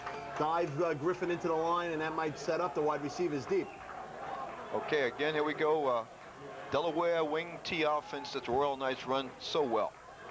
Blunder, handoff, quick handoff to number 22 for the Royal Knights, Sean James, and Sean James picks up about 3 yards on the play as he's stopped by several St. Peter's Prep Marauders, and on the bottom of that pile is number 58, who's all around the place for the Prep, Dan Granda. So Granda makes the stop, and that brings up a second. Oh, he picked up 5 yards on the play, so it's 2nd down and 5, Vern. Couldn't have happened a more important possession right here for Marist. I mean, it is early second half, but I think they have to get themselves back on track because that touchdown came early in the first half, and since then they have done nothing. That's correct. So Second down, 5 yards to go for Royal Knight, first down. And just a handoff to Griffin, and he's met by several St. Peter's Prep Marauders. The Marauders really attacked that play. And I'm sorry, Bruce. Keith Booker made an incredible play, exploding off the ball there, shed off the blocker, and got to Tyrone Griffin. And Tyrone Griffin, like I said, Tyrone Griffin had to have a big game if Marist was going to be a contention in this game. He started off well, but in his last couple of carries, he really hasn't been able to get either any kind of steam going or to make him turn upfield. And Booker just, you know, from his stand-up defensive end position there, made a great play. Yeah, just like he took the beehive from the Bayonne Bees last year, the honey hive, I guess you could say. He's doing the same thing here right now against the Royal Knights. Third down, 5 yards to go. Blunder throws, and there again, he has a man in the flat, and he's open. And he's forced out of bounds. And that pass reception was forced out of bounds by number 11 and number 21 for the St. Peter's Prep Marauders. 21 was Jim Francesco and Brian McMullen. And that pass play was completed to, I could not see the player's number. That was to Jeff Riddick, made the catch. Number 81, yes. And they that was a little bit of gambling there on the Marauders' part. They blitzed two linebackers, and that opened up the flank for Riddick to be open, and Blunder had enough composure to get the pass off in time. Good play by Frank Blunder. Yeah, the Knights now have the ball in St. Peter's Prep Marauder territory at the 48-yard line. First down, 10 yards to go. Handoff to Ty Griffin. He bulldogs his way over for about a 7-yard gain. Straight up the middle, just straight power. Well, that's Tyrone Griffin's game because he is 6'2", 230 pounds, and very strong, especially in the upper body. That's the type of running that Tom DeMeo wants to see, and that's what sets up the other options in the wing T. Is if you have a powerful fullback that can gain the tough yards inside, that'll open up the flanks, and that's exactly what he did there. Straight dive, good for a 6-yard gain. That's the type of play they got to get from Griffin. Right, second down, 3 yards to go for Royal Knight, first down from the Marauder 41-yard line. Handoff again to the up back. That's Adonis Blue. Adonis Blue picks up about 2 yards. They have a third down, 1 yard to go, Vern. You know, in that previous pass play, Scott Presco just missed sacking the quarterback. He was in the backfield, Bruce, absolutely. So the pressure is being mounted. We mentioned Scott Presco earlier. He is having a whale of a game tonight. And so is our City 3 crack crew, who does a nice job in bringing this game to you. And next week's game of the week will be the North Bergen Bruins against these same St. Peter's Prep Marauders. We'll talk about that later on because that's going to be the granddaddy of them all for the whole Hudson County season. Third down, a yard to go. Fake handoff, he rolls left. Blunder tries to get outside, close to the first down. Nice play by number 31 of the St. Peter's Prep Marauders, Jamie St. Marie, who made a nice play because there was no one there but Jamie. Jamie strung that play out nicely. Nice fake by Blunder, but he just doesn't have that speed to get outside. Well, it was to try to set the line and keep them at home, but that doesn't mean the linebackers have to stay at home. And Jamie St. Marie had an excellent read on that play, strung Blunder out to the outside and just knocked him down for no gain. Very good defensive play there. It'd be interesting to see what the Royal Knights are going to do here on fourth down, because this will be a very emotional play, big play for the Royal Knights right here. Big play on either side. Fourth down and a yard and a half to go for the Royal Knights. Big play in the game with the Prep Marauders leading 13-7. There's a flag on the play. Delay. That's a very costly delay of game penalty against the Royal Knights. So this for a worse penalty at a bad time like that. Yes, this is definitely, this changes the complexion of the fourth down call now greatly, because they have a 6 yards to go for a first down. We have 7 minutes, 47 seconds left to go. Early in the second half. Well, with Steve Moser coming into the picture and into the huddle, they're not going to punt the ball. They're going to go for it on fourth down and try to catch the Marauders before they can switch up in a quick huddle break. Well, there they go, and Blunder rolls right. Blunder has a receiver open, and Tyrone Griffin. Griffin has a head of steam, picks up the first down, and he's tackled by James Francesco on the play, but not before he picks up the first down. Excellent call on the part of the Knights. Exactly, Bruce. That was one big play for the Royal Knights of Marist, because if they were stopped there, the momentum probably would have swung on the side of St. Peter's, and the momentum has stayed right now on the side of Marist. And not only that, but it was very important that they get the play called and up to the line of scrimmage. They ran up there and they did it in a hurry. Didn't give the Marauders a chance to read what they were going to do. So I think the quickness of that play added to the importance. First down from the Marauder 29-yard line. Handoff to Chester Tate. Tate breaks back inside as he eludes the initial tackle by number 31, Jamie St. Marie. Nice cutback run on the part of Chester Tate to pick up that yardage. Oh, yeah, Marist is picking up the yardage here. They've got a nice sustained drive, and this is a very key drive for them because it's, you know, this is just coming out of the locker room. So they've got the instructions from their coach. They should have a very general idea of what they're going to do on the field, and right now they are closing in. Second down, about 6 yards to go for a first down under first-year head coach Tom DeMayo. Took over for Jackie Moore, the retired Jackie Moore. Blunder throws out to the flat, and the receiver just drops the ball. He was wide open on that play, just dropped the pass. Jeff Riddick, number 81, was a gentleman who just dropped it. I mean, he threw it to his hands, couldn't ask for a better throw. Sometimes your hands plays tricks on you, though. You know, it hits you in the hands and you never know what's going to happen there. But that was a well-thrown pass. And if we can get a shot at the sidelines, we'll see that Scott Prusko was being worked on his elbow and wrist.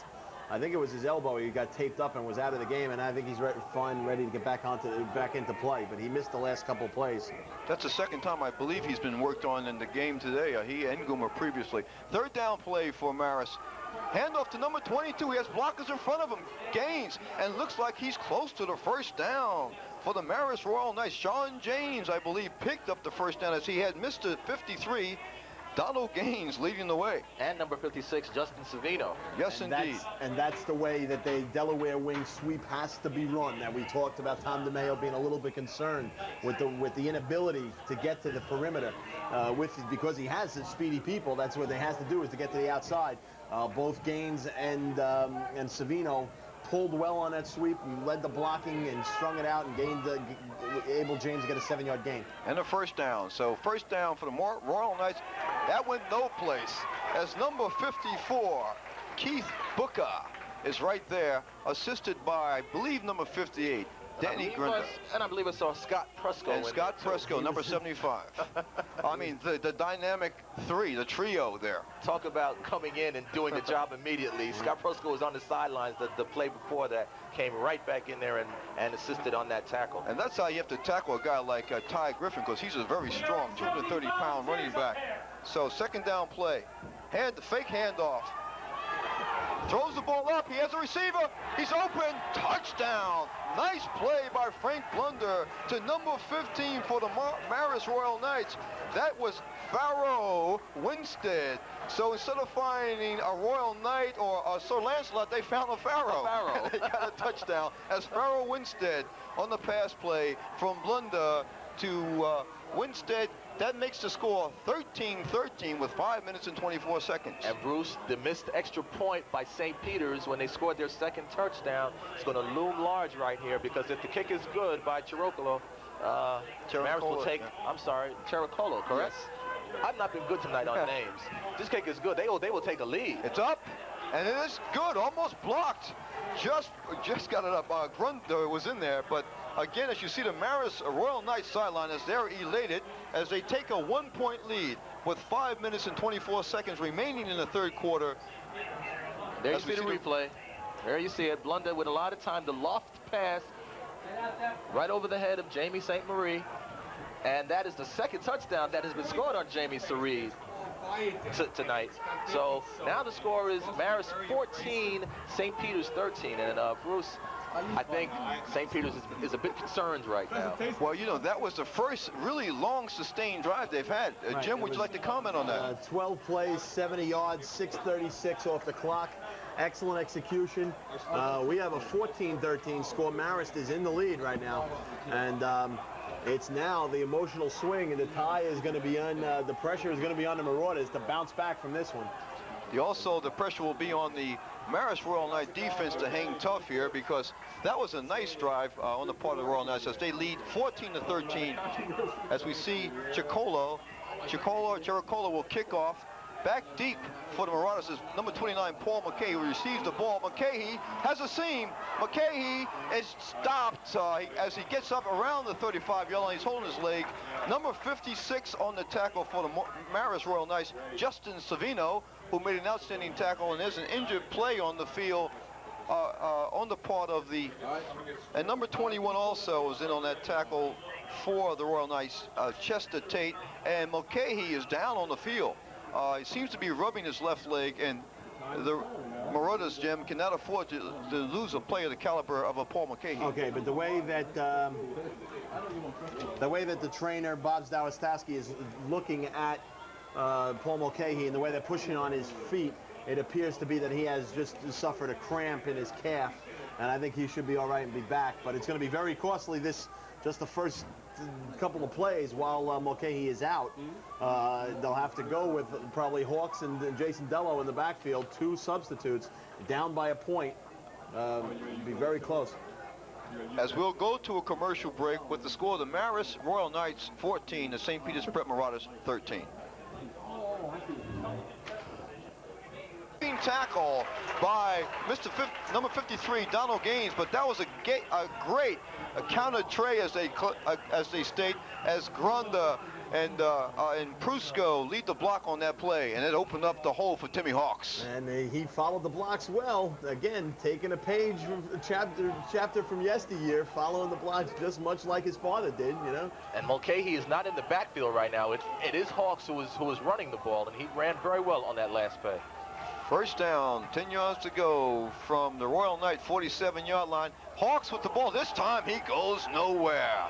He is met by 3 Royal Knights, led by, let's see who gets off the ground, because he's the man who made the initial hit. Well, Donald Gaines made the first hit, and David Melvin followed it up.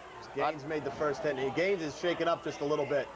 Now, I don't know how serious the injury was to Mulcahy, but he seems to be okay on the sidelines. And with that last play, I'd like to think Mulcahy's going to be back in there very soon, as there is a timeout.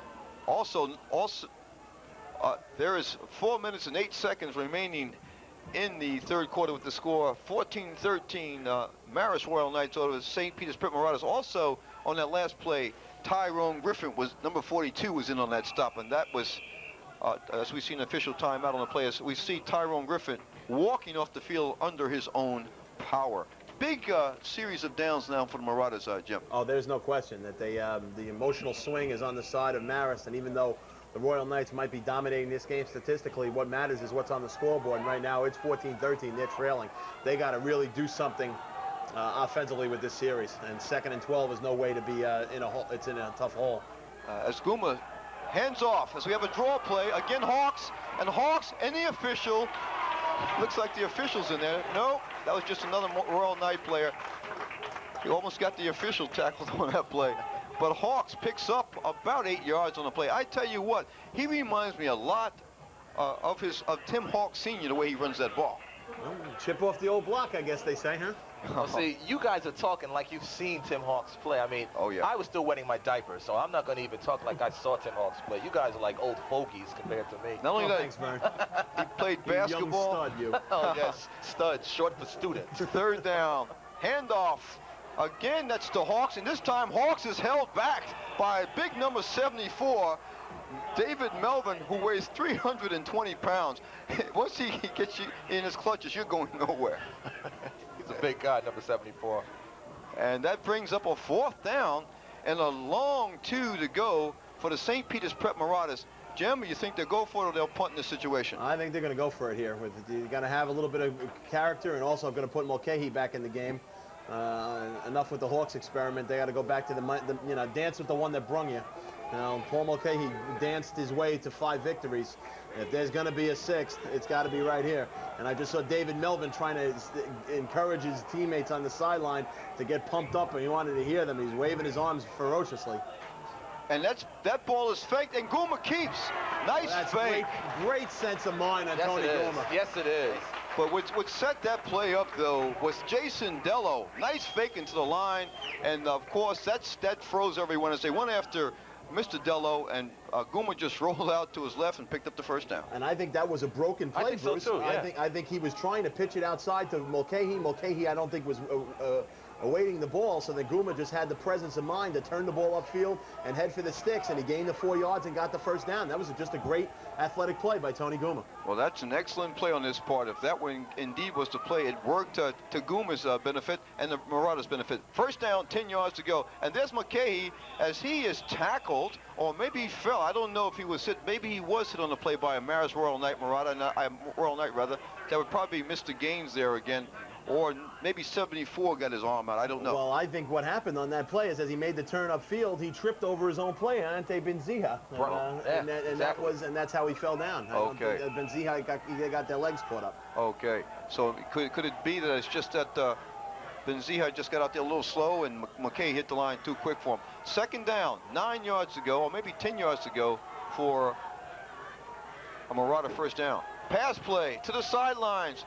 Ball looks like it is slightly underthrown, and it is an incomplete pass. The receiver was wide open. The ball was just slightly overthrown to Jim Francesco, so that'll bring up a third down and 11 yards to go for a Marauder first down. Tough situation now for the Marauders, being 3rd and long. They've got to pretty much put that ball in the air unless they're going to run some, draw to catch Marist off. But it looks to me like the Marauders going to have to put the ball in the air, and this is a very key possession right here. I guess a key set of downs. And it is, however, Vernon, Bruce, we're definitely in 4-down territory here. So I don't think they have to get the whole 9 yards in one chunk.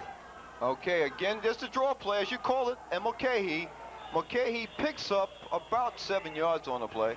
That'll bring up a 4th down situation. Again, that draw has been what they've called on several similar situations, and they seem to pick up the yardage that they need or get close to the first down. Yeah, like I said, when you have a defense trying to stop the pass because you got a 3rd and long, and you'd like to think that the defense was thinking pass, those draws like that tend to pick up, the good 5-6 yards, but defense stiffened. And it's 4th down now for St. Peter's, and they are going for it. And they also better hurry up and get to the line of scrimmage because they're in the jeopardy of having a delay of game penalty called on them. Yeah, we have about 25 seconds left to go in the 3rd quarter as we see the crowd. Guma steps back to pass. He's being pursued. And he is going to be close to being brought down. A block. He throws the ball across field. Incomplete. And there's a flag on the play. And there's going to be an illegal man downfield. I would think so. I would think so. That's what the play is going to be. And there's a flag on the play. Let's see what the call is by the man in the white hat. The man in the white cap is going to call the play. And that's what it is, Jim. And on a play like that, that's usually what happens. And the ball goes over on downs to the Royal Knights as they hold the Marauders on their first offensive possession, as here in the second half, and with 13 seconds left to go in the 3rd quarter, the Royal Knights have a 1-point lead, Vern. I'll tell you, on that play, we saw the athletic ability again of Tony Guma as he was nearly tackled. I didn't catch the gentleman who oh boy, who's that? Are those your girlfriends, Bruce? Well, that looks like, or Jim's girl. Look at that. Yeah, it's a Jim's girl. Look at that hairstyle. Really, something that else. That seems to be Jim's style of woman, right? No comment? Hey, I can't even think of anything witty to come back with that. See, once you're a married man like Vern is, you can spew out comments about bachelorhood. I think he's trying to rub it in. No, come on, not at all. But that smile was a crest smile, though, Jim. And it's getting very nervous. If we could get a close-up of my fingernails, which are no longer existent. I'm really worried about this now. Okay, 13 seconds as the Marist Royal Knights have a first down from their own 27-yard line. Handoff, inside handoff. He gets the ball up to about the 30-yard line. It looks like that was Tyrone Griffin with the handoff. And that play will end the 3rd quarter with the score. The Marist Royal Knights 14 and the St. Peter's Prep Marauders 13. 13. There you go. So as we begin the 4th quarter, the Royal Knights will have the ball on 2nd down possession. And again, with only 12 minutes left to go in this game, Jim, the Marauders are going to have to get something going. Well, they're going to have to, they cannot allow a 12-play, 70-yard drive like they had before. They're going to have to get the ball back or like 3 and out type thing. The pressure is on their defense to stop them right here, to stop the Royal Knights. So I think that it's up to the men up front, the big men, the Pruscos, the Grandes, the Bookers, to put a halt on. And if they don't, then I could be staring at a long week of on my hands and knees. Well, that's true. So the Marauders have really got to come through defensively right here. Yeah. On the side, as you see that policeman, he's probably going to be escorting Jim Haig to Marist High School to clean that gym. Have you seen that gym? That is a huge gym. I was going to say, not like Sacred Heart. We're really worried about it. I was going to say, last year's Hudson County champs, the Marist Royal Knights, should be very happy if Jim Haig comes down there and cleans that gym for them. Well, you know, we've got Councilman Bill O'Day from West Side here. He's going to make sure that Jim gets there, too, to escort him there to clean that Royal Knight gym. But you mentioned, let me interrupt you real quick. You mentioned what the Marauders have to do. I think the Knights, the Royal Knights, on this particular drive, they want to use the clock up as much as possible, have a long, sustained drive where they, of course, can end up by putting the ball in the end zone. Yes, the second down, 8 yards to go for Royal Knight first down. There's the handoff to Adonis Blue. He gets that's Sean James, excuse me, number 22, Sean James, picks up about 7 yards on a play to bring up about a third down and a yard to go for Royal Knight first down. Nifty running by Sean James. Okay, and again, we talked about that. I mean, the sweep is now working effectively for the Royal Knights. I mean, that's about the fourth straight play that they've won the sweep with the counter back, and he's cut back across the field to gain positive yards, and that was an 8-yard gain. Brings up a very big third down and 1.5 for Marist. Yeah, that's running the Delaware wing T offense to perfection there on that particular play. So we've got a third down, a yard to go for Royal Knight first down from their own 36-yard line. All right, Blunder, this is where he can be very dangerous. Handoff inside, and that is Griffin, Ty Griffin, straight up the middle. Just pure power. It picks up the first down and much more. Picked up about 12 yards on the play. That's a first down on the Marist Royal Knight 49-yard line. I'll tell you, that's very interesting, Bruce, because usually the Marauders are very good at stopping those short runs, and on a third and 1.5, they picked up some nice yardage on that. So something was missed on the side of the Marauder defense. Well, we see Donald Gaines and that offensive line of the Royal Knights, they're playing excellent ball now, and the emotional level for these guys now must be very high. With this 1-point lead in the fourth quarter, it's just about 10 minutes and 58 seconds left to play. So if they can sustain the drive, Vern, as you alluded to before, it could be a Royal Knight victory. Oh, there's no question. If they put it in the end zone again, as we look at a somewhat disgruntled Marauder head coach Rich Jansen right there, if they put the ball in the end zone again, we're staring at some serious difficulties. Okay, first down for the Royal Knights from their own 49-yard line. Here in the fourth quarter, in this exciting, mythical parochial championship game, as we call it, between the Royal Knights, that Royal Knight went nowhere. Adonis Blue was stopped in his tracks by Keith Booker. See, maybe Booker was in the huddle because he stopped him before he could get ahead of steam. He stripped away his blocker and just tackled the ball carrier. Excellent play. Well, the Marauders know that their season's on the line right here. If they don't win this football game tonight, they can pretty much kiss the chances of going to the state playoffs goodbye. So that, you know, their noses to the grindstone. They're ready to fight for what they've earned. Second down, 11 yards to go for Royal Knight first down. Roll left, and he eludes a tackle, and he breaks 2 tackles. Goes out of bounds. Nice play, individual effort on the part of Frank Blunder. He was thrown out and tackled by Keith Booker. That's 2 great plays by Book in a row, but nice play by Frank Blunder. I tell you, tonight you're seeing probably two of the best quarterbacks in Hudson County, and right there you saw Blunder using his athletic ability to do a lot of scrambling, and he picked up actually a yard on that play. He gained the yard. Brian McMullen could have sacked him for a loss of about 13. Blunder eluded that and made it into a plus situation. Good athletic play by Frankie Blunder. A nice pursuit on the part by Keith Book on the play for the Marauders. Third down, 9 yards to go for the Royal Knights.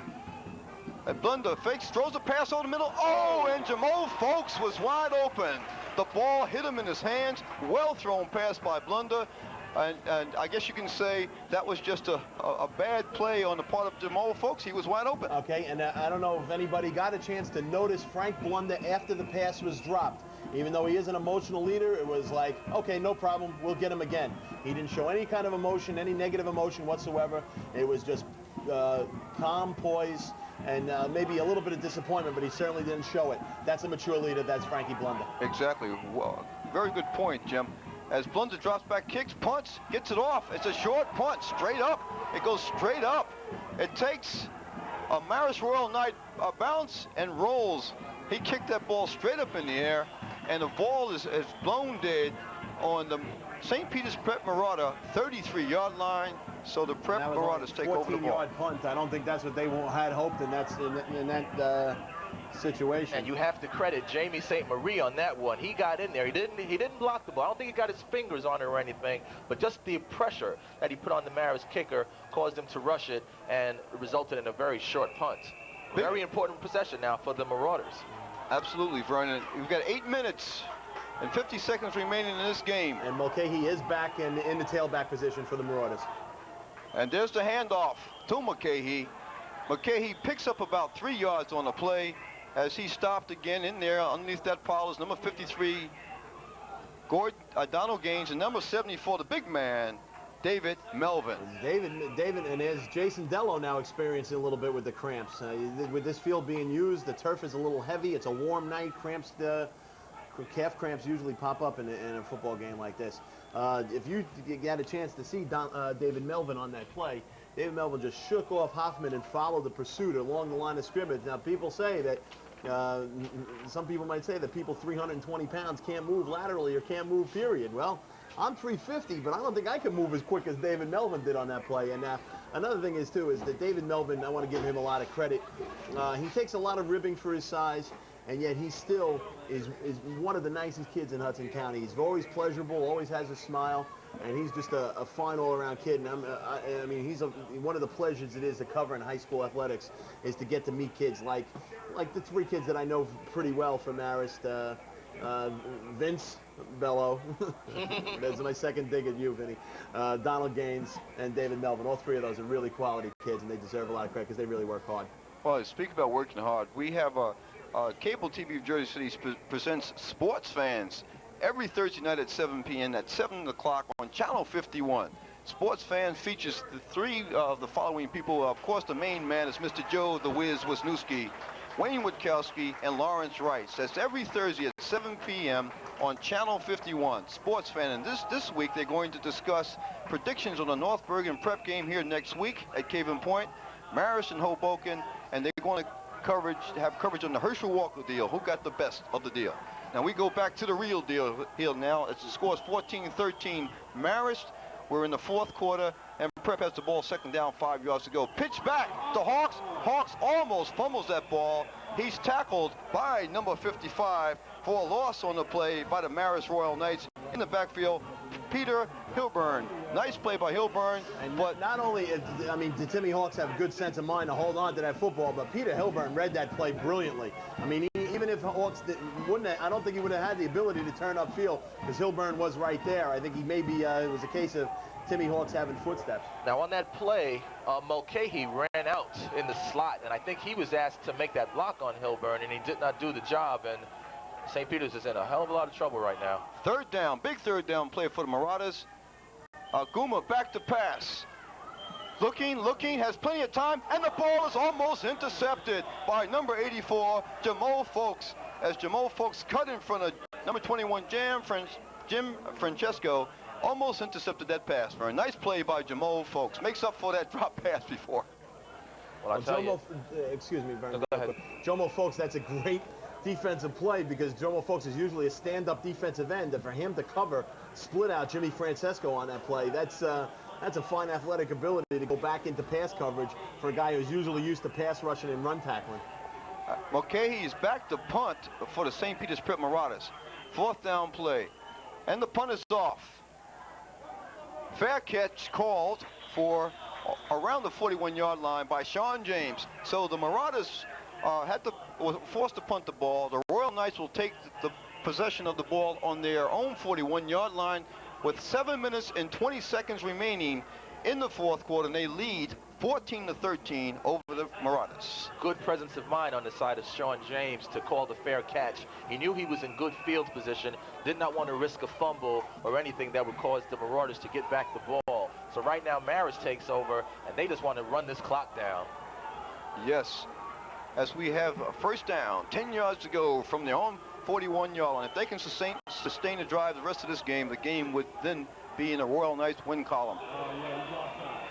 It looks like number 44 may have gone offside. Let's wait. They might have even called it on Marist. Yeah, they have called on motion. motion. You think so? Let's see what the call is. That's what it is. Motion. Good call on the part of Hawkeye Vernon Prince and Hawkeye Jim Haig. They both do a great job. It's great to work with these two guys as we see the crowd. Vernon Prince, Jim Haig, Bruce Dabney, of course, the rest of our crew, Joe Wisniewski, Tony Powell, and Paul Giorgio. And, of course, the Crack City 3 crew who brings you this game. Absolutely. So we have now a first down, 15 yards to go from the Royal Knight 36-yard line. Delaware wing T offense. Ball is handed off to Sean James, who picks up close to 5 yards. Great individual effort. Again, 75, Mr. Scott Prusco is in there on the stop. James was almost stopped for no gain, and on his own effort and forward momentum, carried himself up to the 40-yard line. Yeah, nose guard Joe DeFoglio made the first tackle. Okay, now we come up with a second down. 10 yards to go for the Marist Royal Knights.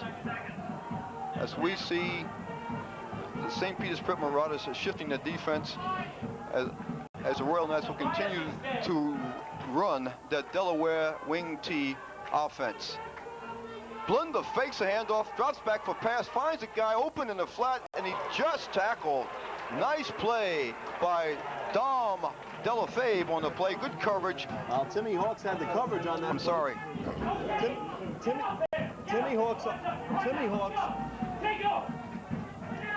Hawks had the coverage on that play. On that play, and it was close, borderline. It could have been pass interference. I think the Marist coaching staff was looking for the flag to come out, but I think it was good timing. And again, folks in the pass coverage and Hawks in the great defensive play. Absolutely. Third down, 10 yards to go. Blunder back, throws the ball deep downfield. The number 81 is there, but it's intercepted by Timmy Hawks. Timmy Hawks eludes one tackle, but he is tackled by the second player. Nice play by Timmy Hawks. And the tackler for the Marist Royal Knights on that play, like it's number 32 on the play for the Marist Royal Knights, and that was Tyrone Griffin who made the play.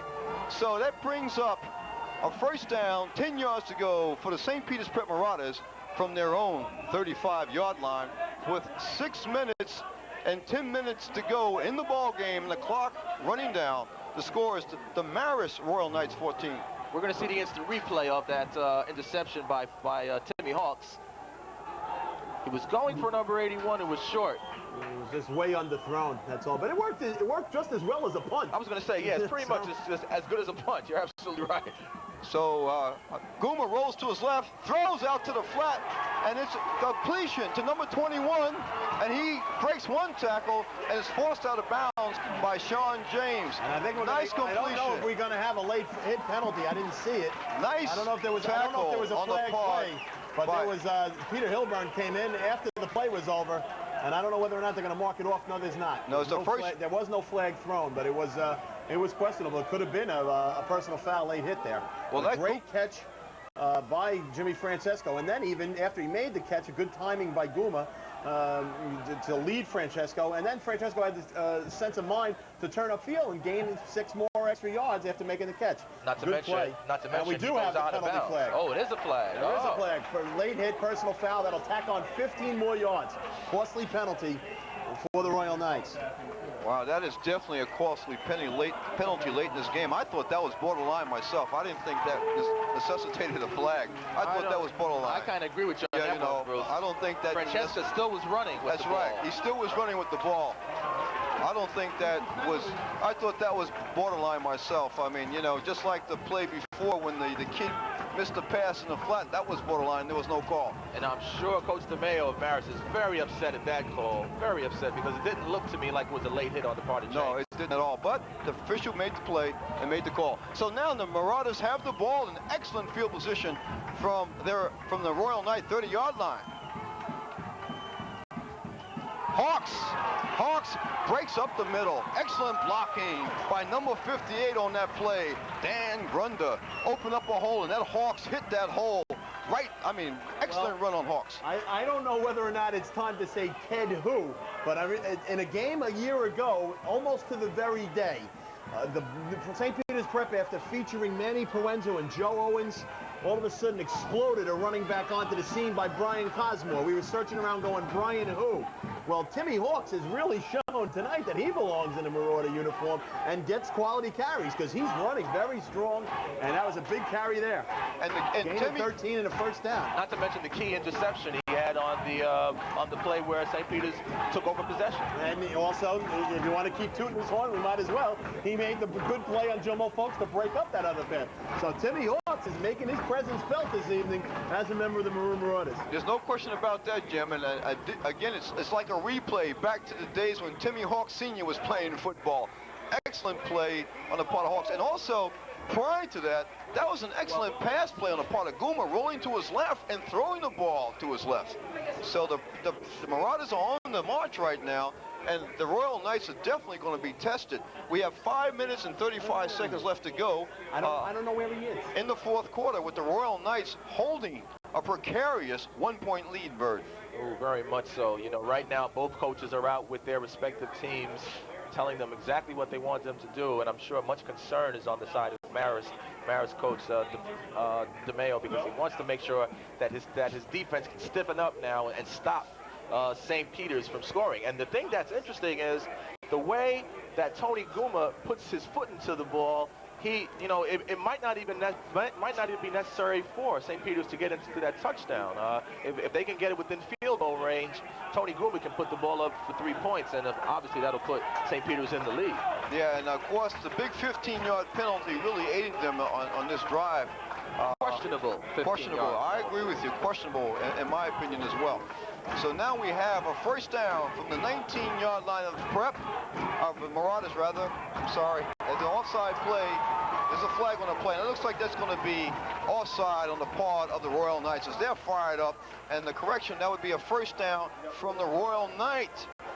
This is a 5-yard penalty will be marked off against the Royal Knights. That'll be a first down play from the Royal Knight 15-yard line. And Bruce, that was definitely a case of Tony Guma drawing the Royal Knights offside with a little bit of change in his cadence, and definitely, balking the signals just a little bit. It cost them up a little bit. Obviously, they're intent on trying to stop them. Good draw offside by Guma. He's playing a great game. That's it. He certainly is. First down, handoff to McKay. McKay stopped by number 53, Donald Gaines, who's played a great game for the Royal Knights. So, but that brings up a second down and about 3 yards to go for, no, maybe make it 4 yards to go for Marauder. First down deep in Royal Knight territory. Well, I can tell you right now, St. Peter's, or I should say Tony Guma, is within field goal range right now. So if they don't score a touchdown, can certainly put that ball through the upright. So Marist is in a very dangerous situation right now. Especially with the clock ticking. If the Marauders put points on the board, it's not going to give Frankie Blunder and the Royal Knights much time to get back into this, to make a chance to win this football game. So the more time that's spent down here in the Marist zone, the less time it'll be for Marist to come back. There's a flag on a play. Flag on a play. Delay of game, a costly penalty against the Marauders of St. Peter's. Now, when you get deep in territory like this and you're knocking on the door, you don't need any penalties to keep you from marching toward that end zone. Especially because the delay will stop the clock. It's Paul Cuccinelli, close personal, and I mean personal friend of assistant coach Kenny Such. And why they're showing him on the sidelines is beyond me. Second down, 9 yards to go. As Guma fakes a handoff, drops back to pass, has time, but he's thrown for a loss.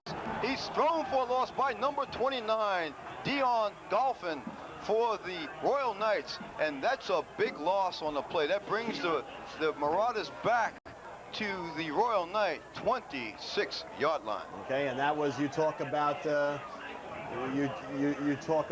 knocking them out of field goal range. Well, now they have to get the first down. That was the one. So we have a third down and almost a bus, as Mr. Haig would say, for Marauder first down.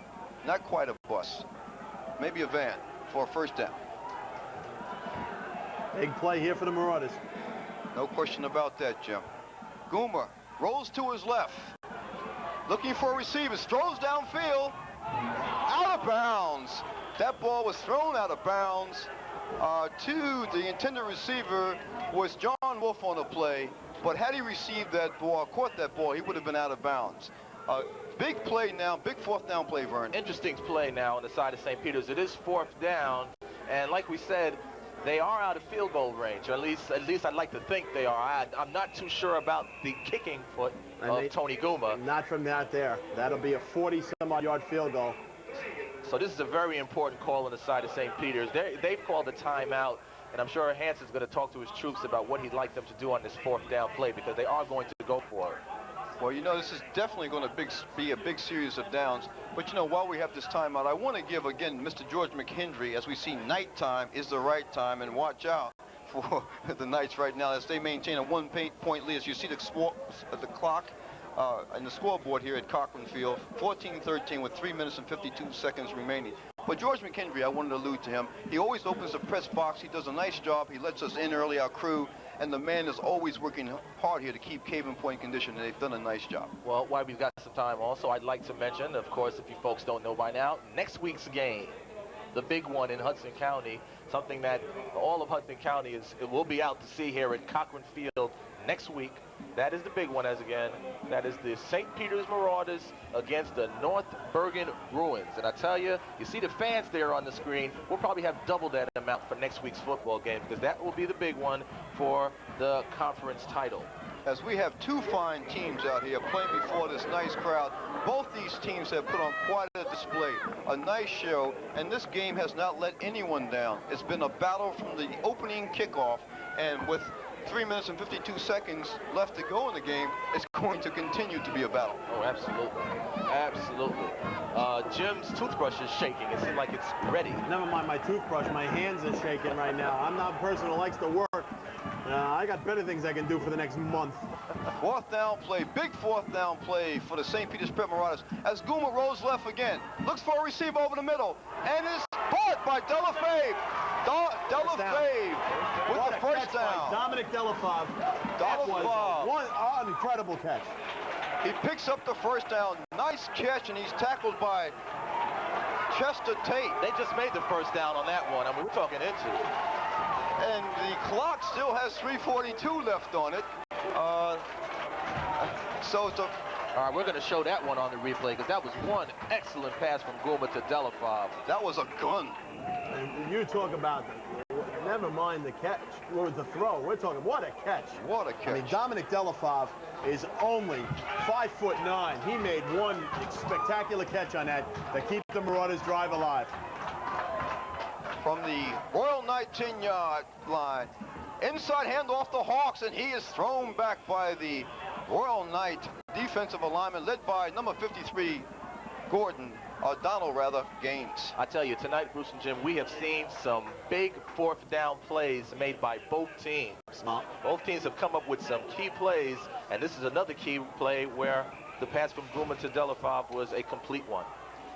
That was a gun. That's a howitzer that Goomer has. He threw that ball, but excellent hands on the part of Delafave to contain that ball, because it was thrown very high. As we have an official timeout. Well, the Marauders are 3 of 4 on fourth down conversions tonight. 3 of 4. They only failed once, and I think that's a credit to the play calling of Richie Hansen. Ted Schroeder's only carry of the game was good for a first down. Right there, they needed 17. That was a 4th and 17. They gained 19 yards on a great catch. The Marauders have definitely come through with the big plays in this game. No question about that, Jim. Second down. Fake handoff into the line, and there he goes, over for the touchdown. Fake into the line. Goomer kept the ball, ran around the right side. Touchdown. 7-yard touchdown. 7-yard touchdown run on the part of number 7, Tony Goomer. And here comes the replay. We're going to show you this one, because that was an excellent run by Goomer. Showed his athletic ability all the way on that one. As he scrambled right and saw the big hole. And and just leaped into the end zone. What a run by Tony Guma. And that was a nice fake to the back Hawks, and he just kept the ball himself, rolled to his right. With 2 minutes and 27 seconds left to go in this game, the score is the Prep Marauders 19, the Royal Knights of Marist 14, as the Prepsters will go for the 2-point conversion. Pitch out to McKay. Excellent play by the Marist Royal Knight cornerback there, and I'd like to see his number. That was an excellent play as he shed a block. Number 22, Sean James, makes an excellent play. And to be honest, guys, I think that's a questionable 2-point conversion move there, because right now, if Marist scores a touchdown, they win. If they kick the extra point, as you see, the score is now 19-14 St. Peter's. But if Guma kicks the extra point, which he's usually reliable with, and he does a good job of kicking, it's 20-14. They have to get not only a touchdown and the conversion to win the football game. Right now, if Marist wins, and there's time left, 2:27. I believe Marist has all of their timeouts remaining. There's plenty of time left. I think Richie Hansen has a questionable call going for 2 there, because no matter what, it was going to be touchdown. Either way, touchdown and conversion to win the football game for Marist. Your point is well taken, Jim, because I could say at this point in the game, you want to go for the sure thing. I think that point after kick is more sure than going for that 2-point conversion. Kickoff. Another short kick. Fielded by Sean James, and Sean James cuts to the inside, and he is stopped by a host of Prep Marauders around the 26-yard line. So, with 2 minutes, 20 seconds remaining in the ball game, St. Peter's Prep Marauders have a 5-point lead. Important possession for the Royal Knights, and that's an understatement. Yeah, it's the only possession. Well, let's put it this way. This is not the one team that you want to be behind with 2 minutes left to go. And the one reason, 2 words, Frank Blunder. If there's one person that can lead it back, it's certainly Frankie. First down from the 26-yard line. Blunder rolls to his right, looking for a receiver. Throws deep downfield. He has a receiver, and the ball is just bounced off his hands. And the intended receiver was Sean James. Well covered by the St. Peter's Prep Marauders. He was well covered, but he did get a step on Timmy Hawks on that play. It was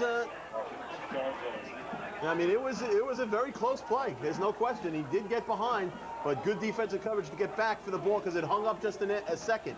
If it did have a little bit of a lead on it, we could be in for a little stunning comeback. Again, don't ever count the Royal Knights out as long as Frankie Blunder's over center. Yeah, we're going to see like one interesting 2 minutes of football right here. That's right, Vern. Blunder back again. Looks for a receiver. Look, his intended receiver open. He breaks the tackle. He's got a first down. And he's gaining yards. That's Sean James again. He goes out of bounds, and that will stop the clock.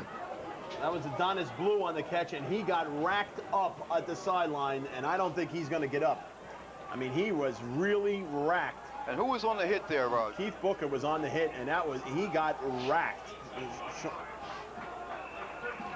What a tackle by Keith Booker. He's played a very good game for the Marauders. And he's back in the game, and Adonis Blue is now in the game for the Royal Knights. So now they have a first down from their own 40-yard line. 60 yards they must march to pay dirt. There's a